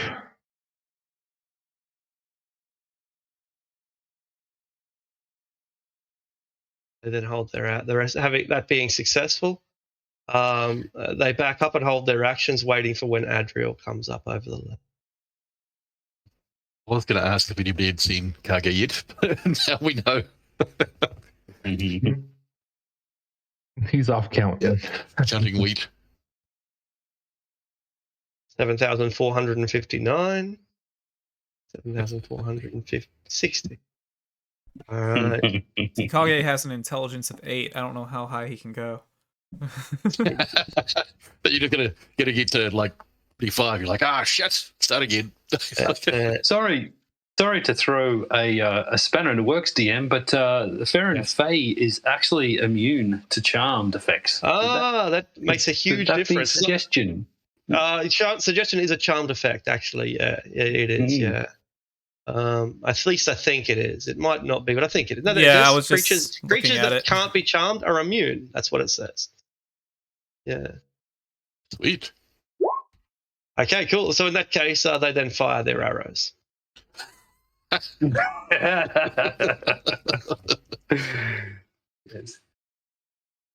1, 2, 3. None of them will hit, or is it 13 hit? The Fae is dodging, twisting and turning, weaving its sword, writhing its viney body. There we go. Yeah, do you like the picture, everyone? It's a token. Something from The Witcher. Absolutely. The slutty Fae. Pika Pika.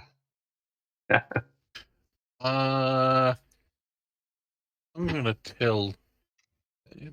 Get to 1, 2, 3, 4. If I moved here, yeah, would I be able to and it was right up near ceiling level? Could I? Did that bunty with my breath that's with the breath weapon you could, as long as it's 15 feet long, isn't it? Yeah.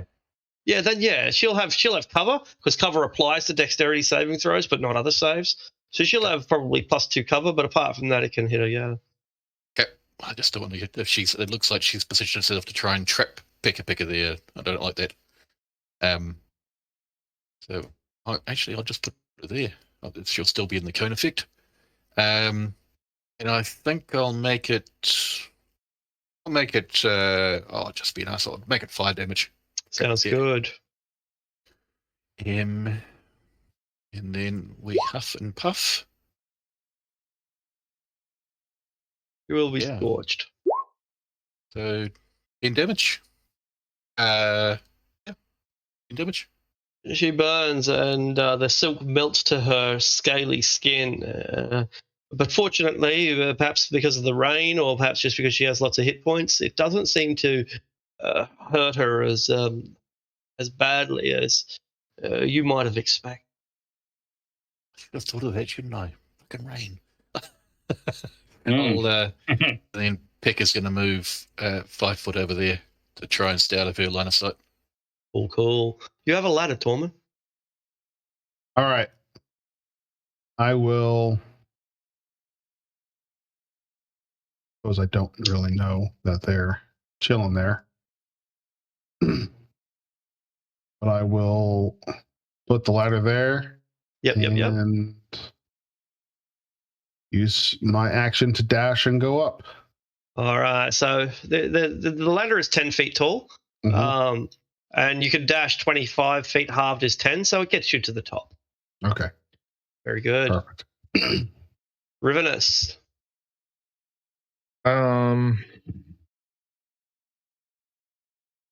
Can I see the main green girl? Like, I see this border around her, but is that like just the floor work, or is she inside of another room? She's on the top story. She's on the second story, so no, you can't see her.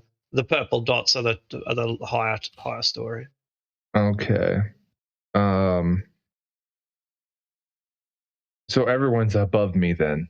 I don't Not everyone. No, all the enemies and Tormund are above you, but and the Fae. But Kolfara, Adriel, yourself, they're all on the level that you're on. Okay. Adriel's halfway up the wall. Good point. So Tormund was probably about 15 feet. Can I make it to the second story in my movement? It looks like it. So 1, 2, 3 will get you here. With your movement, you'll need 20 feet of movement because it's 10 feet tall and climbing is half speed. So you will need to dash to get up there. Otherwise, you can get almost up there, poke your head out, and still be on the ladder if you take an action. Yeah, let's do that. Can I take an action to? If I poke my head up, can I hit anything there? You can, but because you're on a ladder, you'll be at disadvantage to do so. Fair enough. I think. I'll go ahead and cast an Eldritch Blast. All right. But because I'm 5th level, I should get 2 beams. Good point. So I'm going to go ahead and cast. Which of the 2 girls is more beat up that I can see from the ladder? Red dot usually means half hit points or less, though I don't always remember to put it up there. So if you see a red dot, they're probably injured rather than just scratched. I'll go ahead and shoot the first one at her with disadvantage. Cool. Now, because you're within 5 feet, you'll be at disadvantage anyway, so being on the ladder doesn't have that much impact in the end anyway. Well, I imagine that doesn't hit, so I'll go ahead and cast my second beam at her. 15 will hit. The 12 will hit, actually. She has no armor whatsoever. Yeah. Sweet. Oh, sweet. So we'll do that. But the 9 does not hit, right? Oh, because you're at disadvantage. No, 9 does not hit. So the first one's just a glancing blow. And the second one, you nearly lose your footing on the ladder. Yeah, you are teetering now on the ladder. Take that. The Dwarga comes around and reloads and sees Adriel there and mercilessly opens fire. He gives you both barrels. Oh, shit. Make a dexterity face.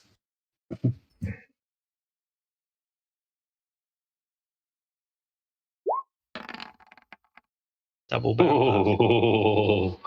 Brilliant. And so you still catch a little bit of shrapnel, still catch 6 points of damage of the shrapnel, but not bad considering that, yeah, you just got shot at point blank by a double-barreled arquebus. Not bad at all. Mm-hmm. And it's your go. It'll probably take like 10 feet of movement to get over. I'm not sure what the math was, but that's probably about right. Yep. You said that. I was about halfway up. Yeah. All right, so he's right there. I'm going to slug him with my quarterstaff, shillelagh quarterstaff, and that's a 22. You clobber him, and he is now dazed and confused. Oh, fantastic! And the Fae will come on over and stab him in the back for me. All right, women, mate. Just that's all I can say. Yeah, hath no fury like a woman scorned. Oh, that's right. Don't you touch my man. Yeah, holy cow, hey? And it sends him flying off the battlements with a thud. Mm. Very good. And my on the spirit, my sister in flaming spirit form She'll also come on over and she'll throw a fire seed. That's an 18. And that's 5 fire damage to this one.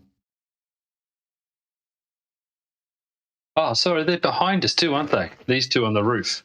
There's more, that's right, yeah. Okay, I apologise. If that's all right, I will revert that to be behind me. Sure thing. We'll hit this one. All right. It's easy to hit. Yep. Which one? Right. And I'll bring Aaron Fane over to me. Very good. Okay, Coltharis. Your Pika is still very active. Always good to know when you're 46. Yeah. Give it another 10 years. I am going to move 15 foot here. Even if she's got advantage on cover, do I have line of sight to take a shot at her? Yeah, that's right. You do. She'll have advantage on you, but you don't have disadvantage on her. She just has cover against you. I'm going to try and chill touch her. All right. 24. 24 will do it. Oh, no crack. And the scales fall out of her eyes. She begins to, her skin bruises, and she weakens as your necrotic energy chills her to the bone. I'll just move slightly further away from her line of sight again. All right, Tormund, you're up in the top. Adriel has come over the breach. What are you going to do? All right, I'm going to start hitting bitches. That's fair. Sorry, Arctic. One thing. Can I get a shoot as well?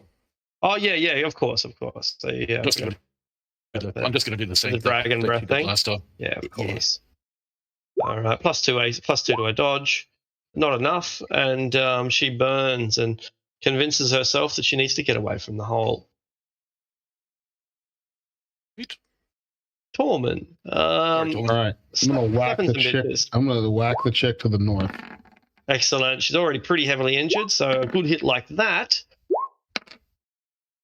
Almost takes her out. She's left dizzy and dazed and bleeding, and like she wants to just surrender. And then I will hit the one to the south as well. All right.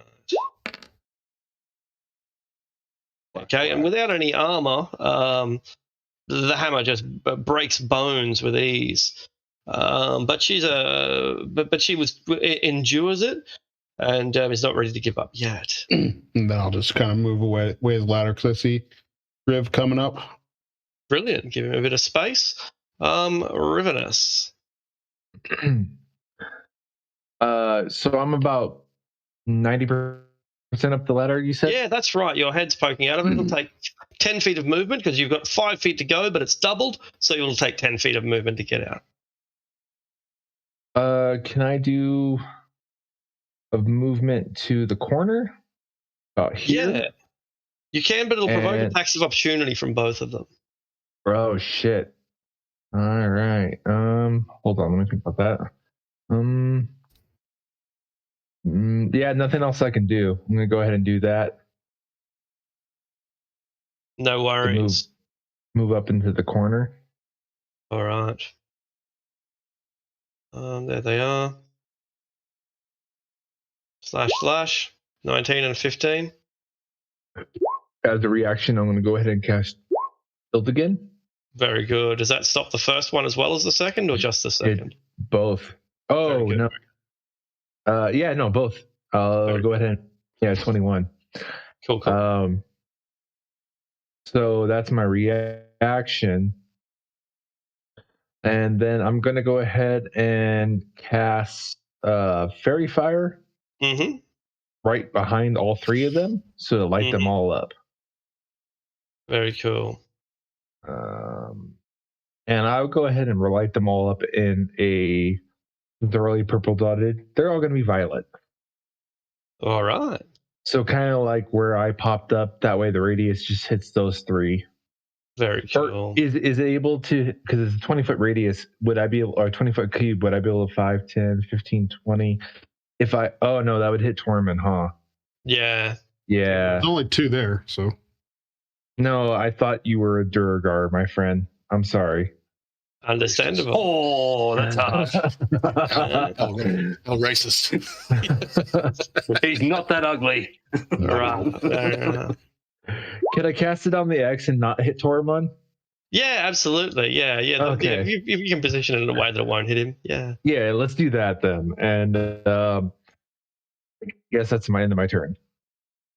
All right. Now I forgot to go with the Yuan-Ti. I've noticed in between Coltharis and Pika. I skipped it when I skipped ahead to Tormund. So I'll give them their go now.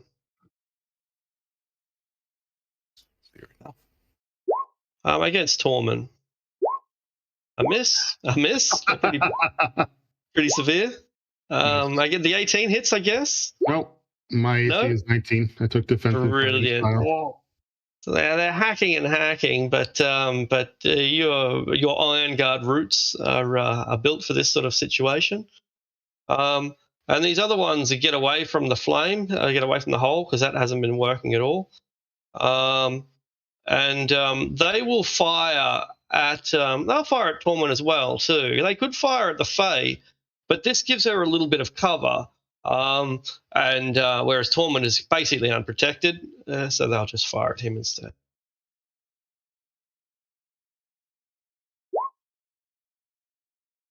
At last, a single hit, 3 damage, and the poison is halved down to 2, so a total of 5. A mild injury. And not really worth you even noticing, Tormund. No, it is not. Eat it. Dwaga is dead, Adriel. Fantastic. Right. Salt. The green means that there's fairy fire. These are in fairy fire, correct? That's right. So you'll be at advantage. And the red. She's in a bad way. That's right. Okay, so my Fae is going to just charge because she's full of fury. Sorry, I'll take my turn first. My apologies. Yeah, that's right. Yeah, you've got to take your turn first. I can see above here. I'm guessing there's some cover there, but I can see. Yeah, that's right. It's 2 or 3 feet tall. No, it's 2 or 3 feet tall at best. Like, it provides a little bit of protection, but doesn't get in the way of vision. Okay. Well, I am summoning Scorching Ray. I am out to burn, and I'm going to hit this one with 1. All right. And then this one with 2. Very cool. And then a 3rd ray as well. Right. I understand. Yeah. 2 on the bottom one. So there's advantage to that, but 18 is going to hit anyway. So that would be 6 to that top one. She is blasted and roasted. Another one. 15. That one's going to hit better. That's 13. That's a natural 20 on the bottom one. Brilliant. And then another one to her as well. I got 2 natural 20s. Another and she is incinerated. It really discourages these pair. They are shit scared at this point. They are discouraged. Okay, now Adril's going to pop behind here. You'll have to move your teleporter first as well. Yeah, because teleporter goes on your turn, doesn't she? They both go immediately after my turn. They both go immediately after. So in that case, yeah, I guess you can do them in whichever order if that's the case. Yeah. Oh, so this one will come across here and fire a flame seed. Yeah, cool. At this one. Without any armor, she is burned easily. Only a 3 there, not much. That's right. The rain must be helping her. Yep. And then Furious Faye, who also gets a attack of opportunity. It's a part of their fury. Stabs like mad, trying to kill that one. And that's a 23. And it's 7 plus 6 plus 3, 9, 16 hit points on this one. All right, she'll take a bonus action. And provoking Misty attack of Step's back opportunity. there. They're using arrows, so it won't. Misty Step. It's a Okay, Misty cool. Step. Very cool, very cool. And Coltharis. take some cover behind that there. Brilliant. Coltharis.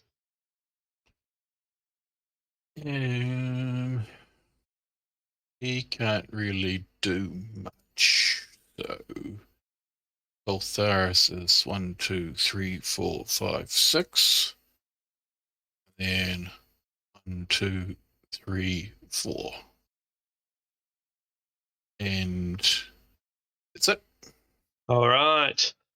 The Yuan-ti are frightened at this point. So, well.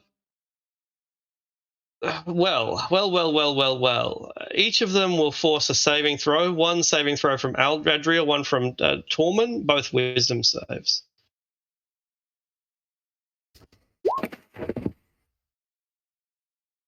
You're fine. And Tormund, wisdom save?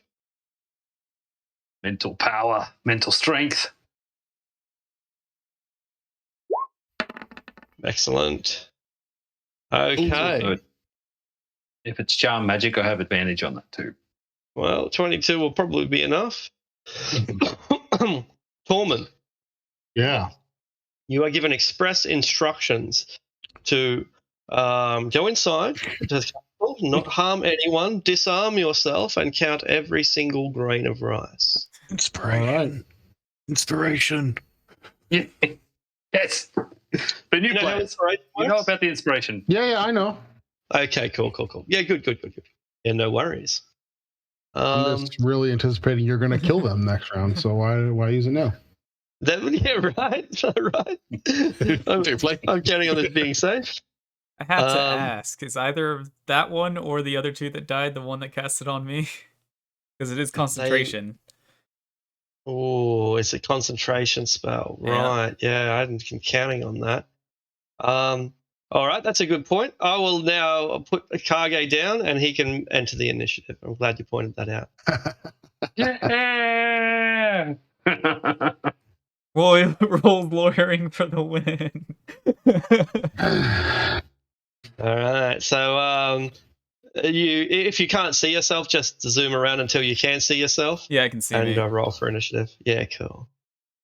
I'm sprinting back across the causeway. Do you roll that I'd be aware of my actions thus far, or no? Yeah. You remember everything that's happened. Absolutely. Okay. Yeah. Then I'd act like I'm still under it. Yeah, sure. All right then. You on your turn, you might want to make a deception check if you want. Right. But that might not be necessary either. They probably just assume that you're normal. But if you wanted to make a deception check, then well, that'll be up to you. We'll cross that bridge when we come to it. Okay. It's not your turn anyway, so it doesn't matter. The giant toads are having a toad party. Pika Pika. Pika Pika, hearing the snake girls run off, is going to move 10 foot there and then 10 foot up, then 5 foot across. And she can get both of them with her. Brilliant.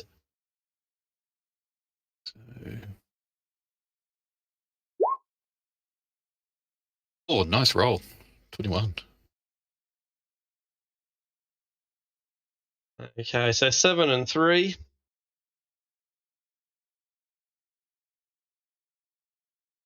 And then she's gonna just try and tuck around the corner. All right. Kill the bat. Tormund. I do what the suggestion was told. Indeed. And then drop my warhammer right here, and then go down the ladder. All right. You calmly go down the ladder. Make an athletics check. DC is 5. DM, do the Yuan-ti need to make a constitution check since they just got blamed. Oh, they will need to make concentration checks. You're absolutely right. 1, 2. DC is 10, so they pass. Mm. All right. Okay, And yep. Any more movement left? I just have my action, but I wasn't told to dash. That's right. You can take your time, right? You're going to dawdle your way there, yeah. Exactly. Enjoy your walk. Do I make a save at the end of my turn? How does suggestion work? No. No, it lasts for 8 hours. It's a motherfucker. Awesome. Yeah, I'm here. Yeah, right. Yeah. Complying to the A letter of the law. motherfucker. It is indeed. A Rivenous. Shit. Everyone keeps like taking out what I want to do. So, All of them. damn, they're so good at being awesome. 5, 10, 15, 20, 25, 30. 30? That should put me in range of hitting both those last two. And I'm going to go. 3, 4. Yep. So I'm going to go ahead and I guess I'll just Eldritch Blast both of them. Very good. Boom, boom. Both hits. Oh, that takes out one. And it severely injures the other. Dwagger is dead. You know what? I'm going to go ahead. I'm sorry, guys. I'm going to be a dick. Yeah. And I'm going to go ahead and quicken spell. All right. No worries. And I'm going to do that one more time. And I'm just going to double blast the last one. The man knows what he wants. Bam. That hits. And that hits as well. Ooh. 6 and... Which almost. one's concentrating? Yeah, good call. Well, let's do a D2. On the 1, it's the... on a 2, it's the one that's concentrating on you. So 1 is good, 1 is bad. Doesn't matter. I know what I mean. 1 bad, 2 good. That's what I mean. 2 is good. You lose your concentration. She loses hers. Get your mind back. Using that. No longer counting Weedy Bix. Eldritch Blast the concentration? No. It forces a concentration because they take injuries. Yeah. Disrupts their concentration. And in this case, you killed the one who was concentrating, which is a pretty effective way of breaking concentration. Sure is. Pretty effective. All right. Pretty effective. Kage, all around you are lizard men, lizard folk. All right, lizard folk. They're men. Anyway, all around you are male lizard folk, and they are carrying sacks of grain, onion, barley, and wheat, and so on. And they've been taking them inside over the course of several hours. Like I guess they don't really understand that you shouldn't be doing this in the rain. Do they seem aware? Like they have conversations and they bludge and they joke and they laugh and then they get back to work lest they be whipped. Okay. So they're very much the bottom tier of whatever's going on here. They are definitely the mooks. They're the ones doing all the hard work and nobody's given them so much as a dagger. Do I remember where I put my weapon?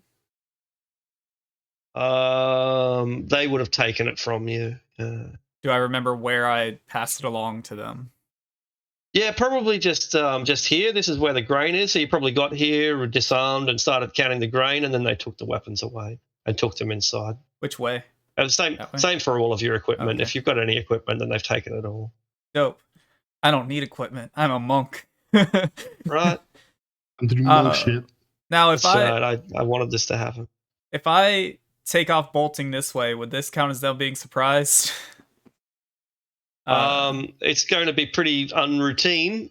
Okay. So, wow, that's not something you see every day. So I see the corner of an enemy right here. So, I want to bolt past this guy. Oh, 5, 10, 15. You get to there, and because you're not stealthy, he hears you coming, swings around, and opens fire. Bring it, bitch. I can catch it this time. Here we go. Don't even need to. The gun slips out of his hand due to the rain. Blast! He says, and he tries to reload it. Minute and a half later. No, just kidding. All right. Keep going. Too bad I'll take Gonna step in the wind, are you? I'm thinking about it. He's 5 foot away from his target, you see, so he's like, Yeah. You know what? I'll What an effective use of key. Right? Just take a 5 foot step. Yeah, I'm going to take the dodge action. All right, Adriel.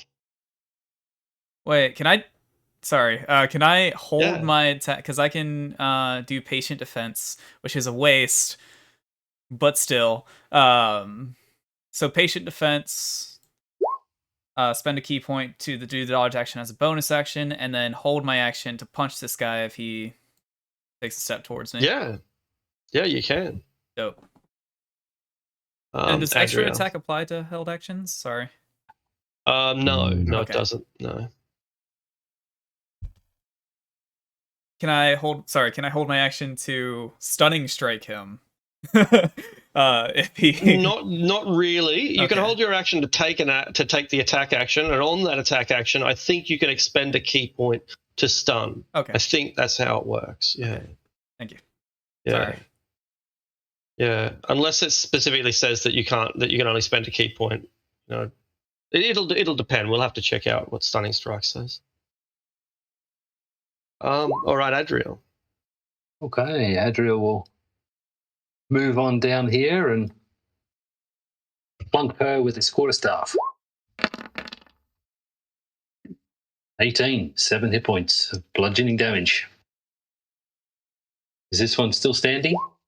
Fuck no. And you knock her to the ground, and the blood oozes out of her head injury. You cursed creature. I'm glad you are dead. Nah. Yeah. Pervade the area. It looks like this whole roof area there's no more enemies. Does seem to be that way, but this ghost bat's a little bit suspicious. Pecker. Beware of the pecker. Pop out Okay. Fire at you. I'm you're not a state woman. Well, while he's there, he'll loot bodies. He's not above that.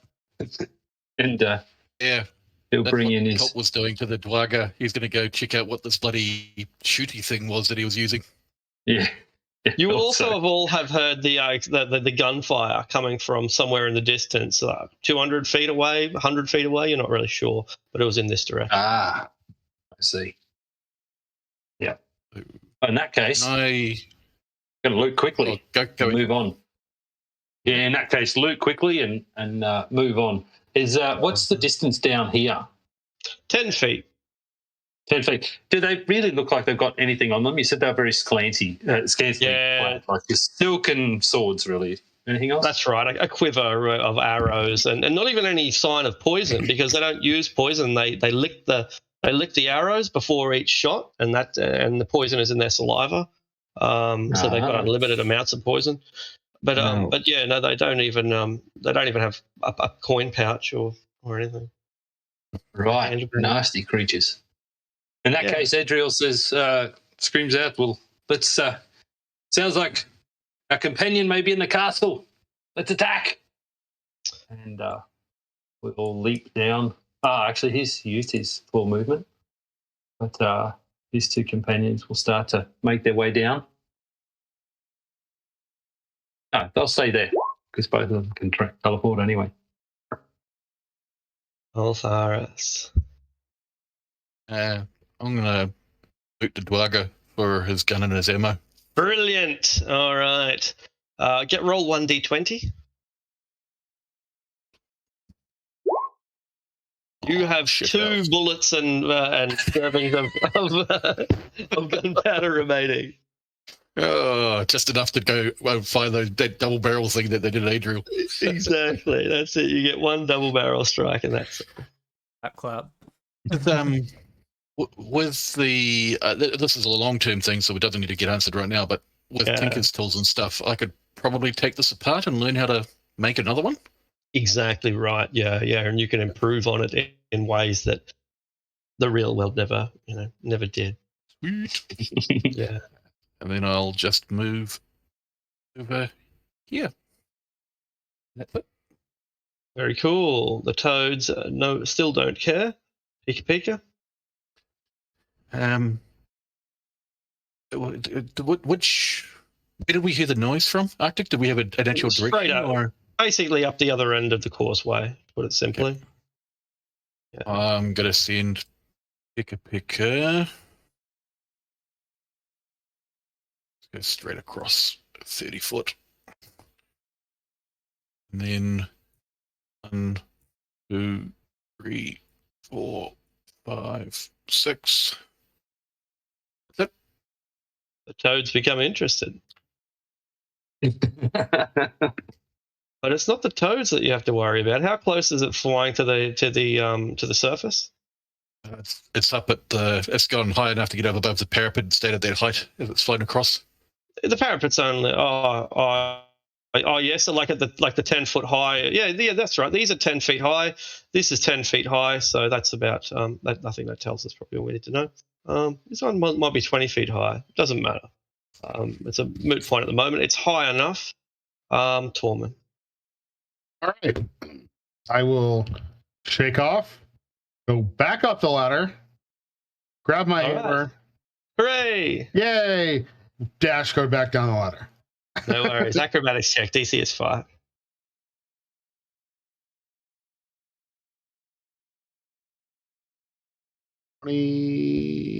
Surely nothing could go wrong.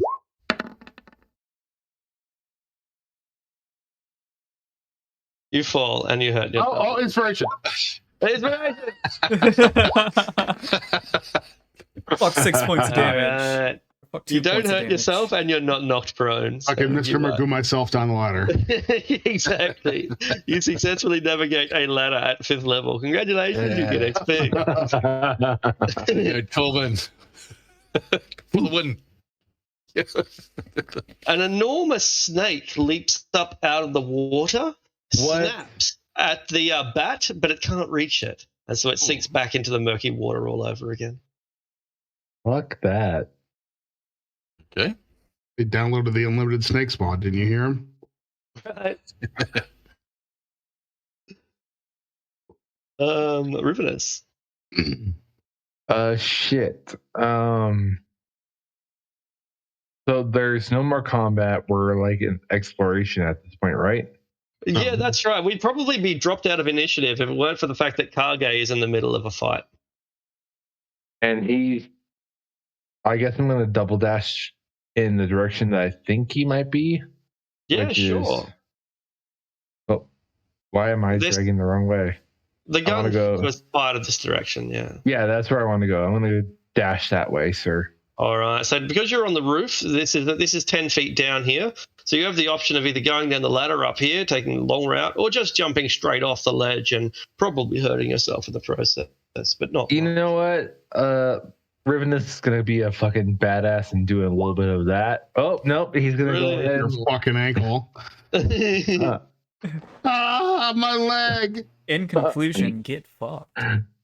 He's going to try to tuck and roll, but it's not going to work with a double dash. So he's going to take some damage, I imagine. You do take some damage, 3 points of damage, but just as bad, you so let's see the movement. 1, 2, 3, 4, 5, 6, 7. So you're dashing at this point. You are then knocked prone, takes you 15 feet to get back up again. So you've only got 10 feet of movement left, presuming that you do get up again. Yeah, he's going to go ahead and move the extra 10 feet, right? Very good. Yeah. The water laps against the edge of the causeway, though in some cases it flows straight over where the bricks are missing. Did not get that 3-point Avengers landing. No, you did not. It's gotta practice that, you know. Who the fuck are you? The Dwarger asks as he turns invisible.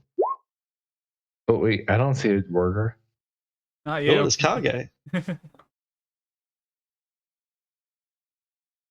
Kage. Ooh. Splash, splash. You can see him moving like around you. You can see the footprints as he, because there's so much fucking water, right? Like he's moving through the puddles. Okay. And he goes up in this kind of direction. Boop, boop, boop, boop, boop, boop, like something like that. All right. So can I see where he's standing now since the water's pretty much displaced?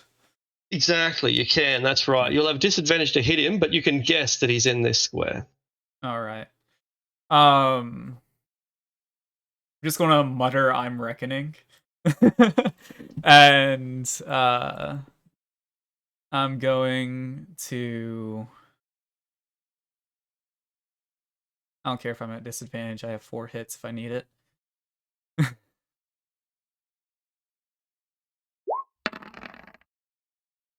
Taking an 8 doesn't hit. Miss. Oh. 16? 16 hits his shield. He doesn't have a shield because he's got a gun, so it does hit him, yeah. He'll make a concentration check. Although maybe this invisibility is different. Until it attacks, casts a spell, uses it in large or concentration. Yeah, so he's now visible. All right. But that was a fucking waste of time. Should have gone enlarged. And also, I'm going to need a Constitution save, my friend. All right. He's very touched that you think he is your friend. Ooh, he passes. But wait. But wait. Steak knives. There's more. Oh, wait, there's more. Yeah. I'm going to do one more strike. Ooh. Not enough. Okay. Now, do I want to do Flurry of Blows is the question. No, I don't. What I'm going to do, because I just realized that there's these guys and these guys.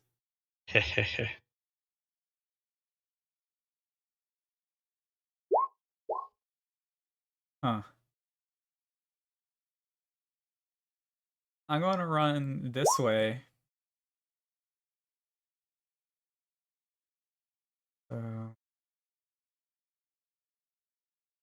Wait, hold on, let me count it out first.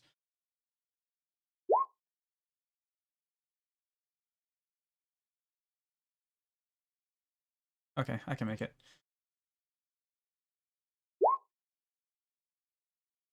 And I'm going to say, don't fuck with me, I don't fuck with you.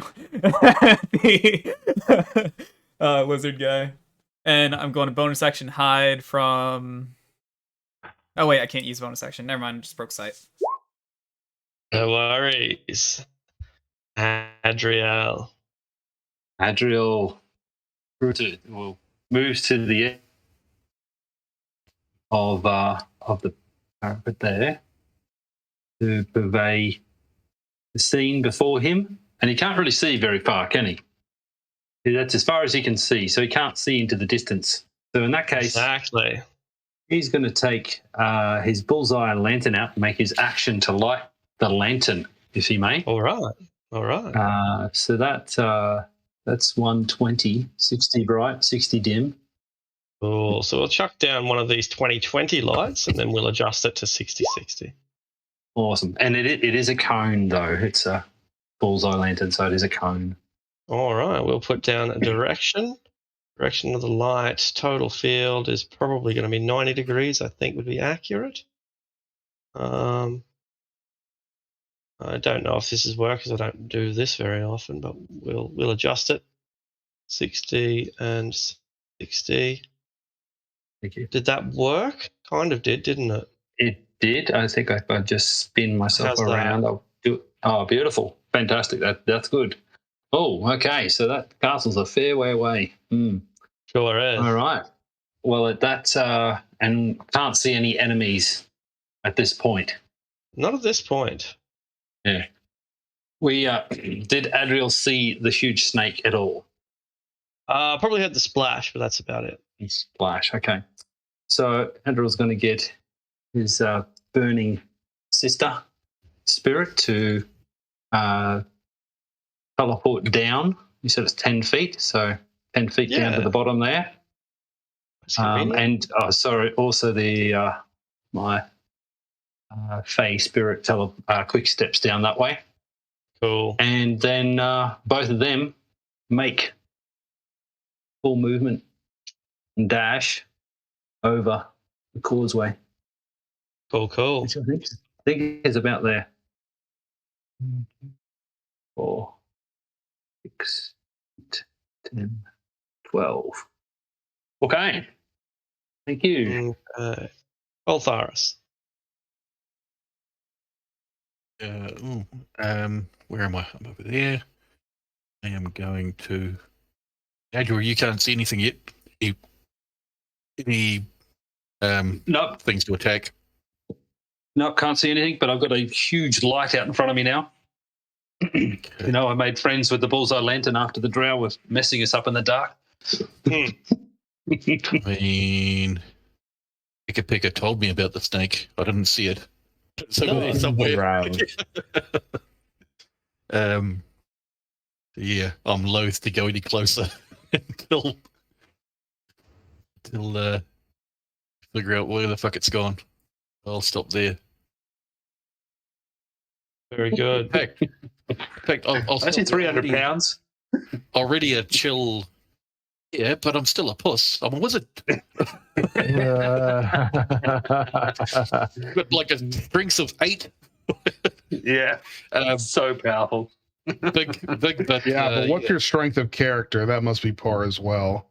Well, debatable. I'm gonna ready a chill touch if I see an enemy pop in range. Okay, no worries. That's a 60 foot, right?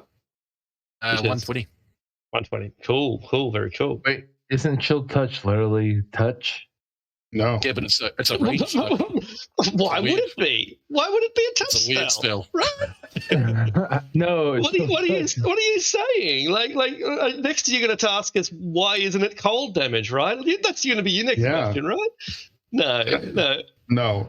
It's a spectral hand. It is a spectral hand. I forgot. It like articulates in front of them. Yeah, I forgot. My bad. Yeah, that's right. Like, come on, chill touch. Why would it be touch? That doesn't make any sense at all. All right. Enough comedy. Thanks for that, Arctic. That was fucking really, really funny. All right. Classic Aussie humor. All right. Yes. All right. And someone's coming for you, Kage, but they don't see you. So they just run and rush and reposition. And then one of them does see you, leaning over the ledge in front of you. I found him! But they've run out of action, so there's nothing they can do. Flip him a bird. You. Bird. Bird is the word. Fuck you, That's bitch. it. 3, 4, 5, 6. And they also can't get far enough, so they keep running. I found him too. Leans to the side and gives him the bird. They're giant toads. They're just chilling. They're having a great time. Pika. Yeah, I'm just gonna tell Pika to keep going. So 15, 80, 35, 60. That's it. All right. This will be the last round for tonight. Gorman. All right. I will do the same thing I've been doing this whole time. I will use my action to dash. You didn't have to go back and pick up that hammer, then you probably would have made a bit more ground. Stubby legs. That's it, baby. That's it. Swarm of snakes does nothing. Rivenous. Yeah. I don't see anything in my trajectory, so I'm just gonna double dash right up till whatever my max action is. I think Sure. that's 5, 10, 15, 20, 25, 30, 35, 40, 45, 50, 55, 60. Right about there. The Dwaga. It's his go at last, and he's concerned about Kage. Then he sees that there's more of us coming, and so he will unleash at the closest target, which is going to be the Fey creature. His superior positioning will give him advantage as he opens fire upon her.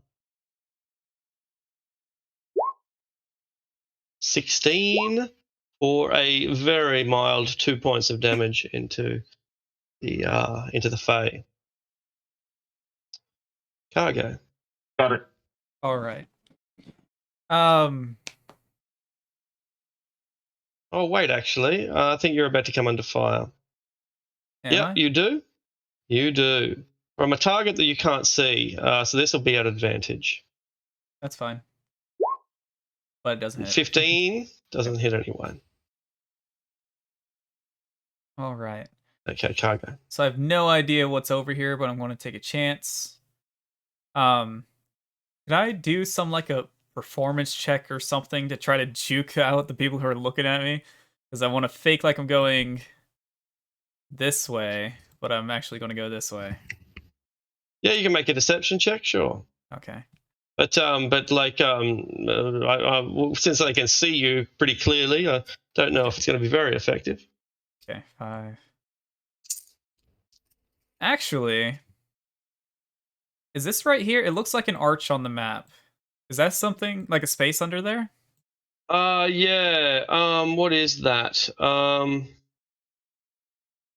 That must be the set of stairs up. Yeah, that's the set of stairs. Yeah. This right here? Yeah, that's right. Yeah. Okay.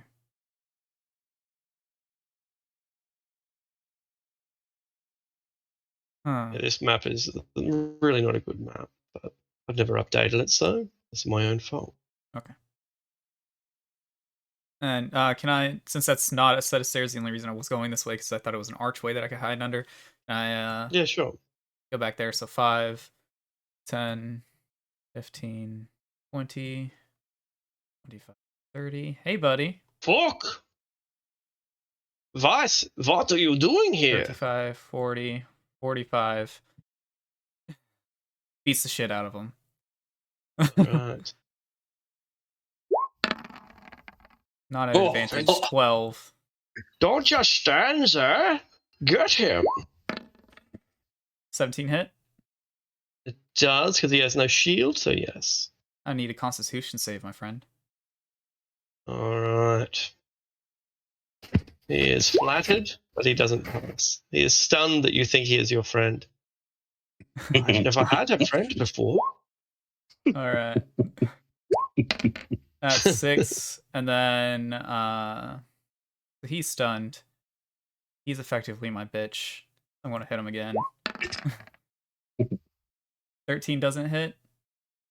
No. Is he incapacitated? Do you get advantage? Oh, yeah, he's incapacitated. That's hot. I forgot about that. That's very handy. Fuck. Same roll, are you kidding me? Okay. No. I'm just gonna lean against the walls like, so you come here often? Well. As he's like stuck standing there still, yeah. All right. Adriel. Adriel's eyes are just like in full battle mode. Burn them all! Thorman, you wanted this! Get into the fight! Just like charging across the causeway. And then these two continuing their charge as well. Ooh. So your lantern is lighting all those people up. Yes, at the moment. Yes. Jesus. Righto. So what can we see up the top there now? Yeah. Okay, so this is elevated. In fact, it's like I think 20 feet elevated, so it's pretty damn high. We've got a Dwarga reloading his gun. These girls have just run into position. They're clutching their arrows, but they haven't knocked them yet. They're just running into position.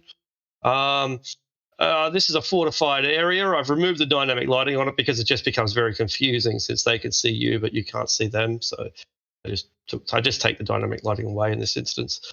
And up ahead, there are a bunch of sacks of grain and barley and onions and stuff, and they are being taken inside by some naked lizard folk. Okay.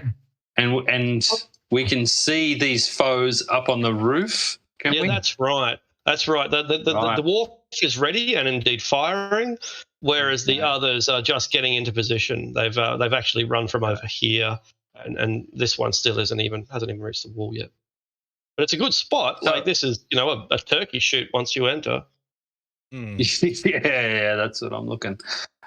So can I just where did I see these? Because I was charging across, but I was thinking, well, if I see a whole lot of enemies in front, I did have that fog cloud specifically for the idea of.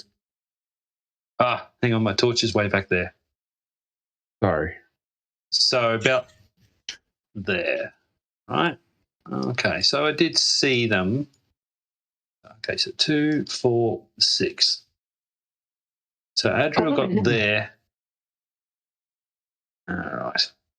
Yeah, no, he's only seeing a few there. All right. He's dashing across. Dun-dun-dun-dun. Fuck! It's an ambush.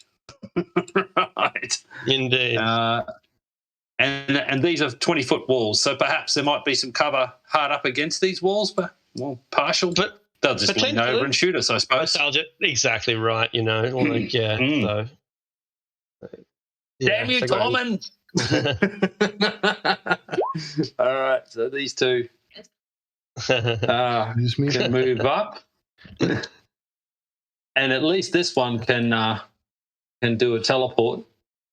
She can head up there, and this one can also do 2, 4, 6, and then do a 15-foot teleport to there, and that's the end of Adriel's game tonight.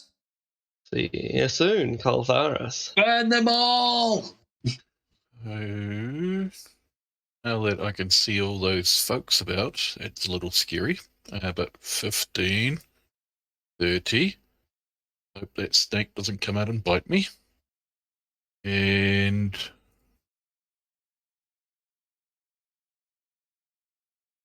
wait. I am going to draw a lovely shape.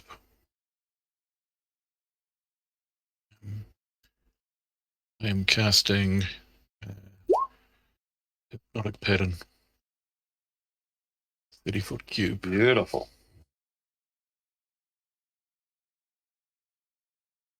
So, very nice. 2, so that's 60, and then cube, and move that bad boy down here. It's a hassle to move them, right? Like, it's there in the way, but it's a fucking hassle, man. And I'm going to try and capture as many as I can. If I put it there, is that enough to get the Dwarga as well? The effect? I can't see it moving yet. There we go. No, it won't, because it's got to be more than 50%, so it also won't hit these girls either, because it's dead on 50%. So I'll have to move it over to get them, yeah. Okay. That's it, yeah. All right. Yeah, I'll cast it on those bitches, so hopefully they can't keep on doing their wisdom save things. That's right. Oh my goodness. 1 fail, 2 fails, only 1 passes. Oh, nice one.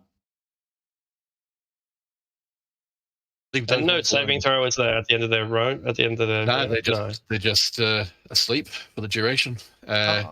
I'm assuming somebody else can wake them up. Yeah, the spellings for an effective creature that takes any damage or if someone else uses an action, so their mate can start waking them up as an action, I guess. Yeah, one at a That's time. right, and that's exactly what she does. One at a time. That's right. Takes an action. So that's the end of your go, right? Yeah. So she wakes up the one beside her, and they run over here to man the walls. These ones have their full round, and when they see that the Fae has arrived, three of them will. I guess they can get into hand to hand, but they're in a good spot. So three of them will fire upon her, and then one of them will run into hand to hand. So 1, 2, 3 shots. I'm not sure how many of those hit. 2 hit. 2, cool. Okay, so and then another one Ooh. runs in for hand to hand. A lot of damage there.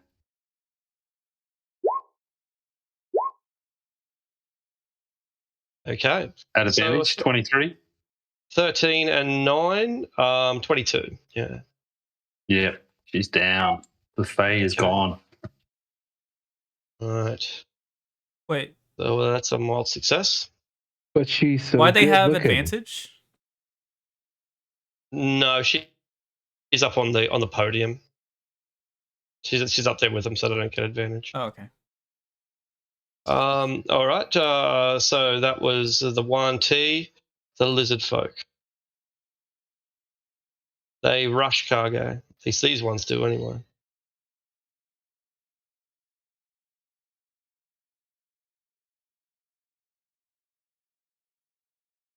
A couple of them get attacks on Kage. I might have to import this token, I think, which is a shame of a thing to do in the very last turn, but it's gonna be done. Lizard folk, commoner. Here we go. Waiting. Didn't actually work. Do it all over again.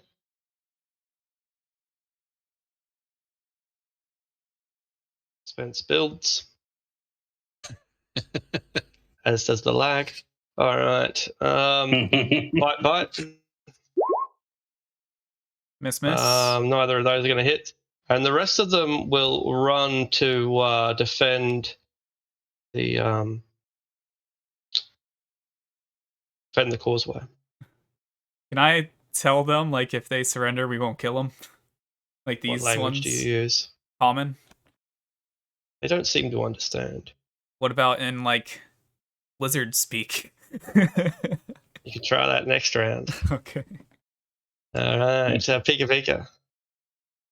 Yeah, so I've told Pika about what I've just done, and tell her to go over the wall and keep acting like a dragon. So she's going to sit up there to blast that Dwaga.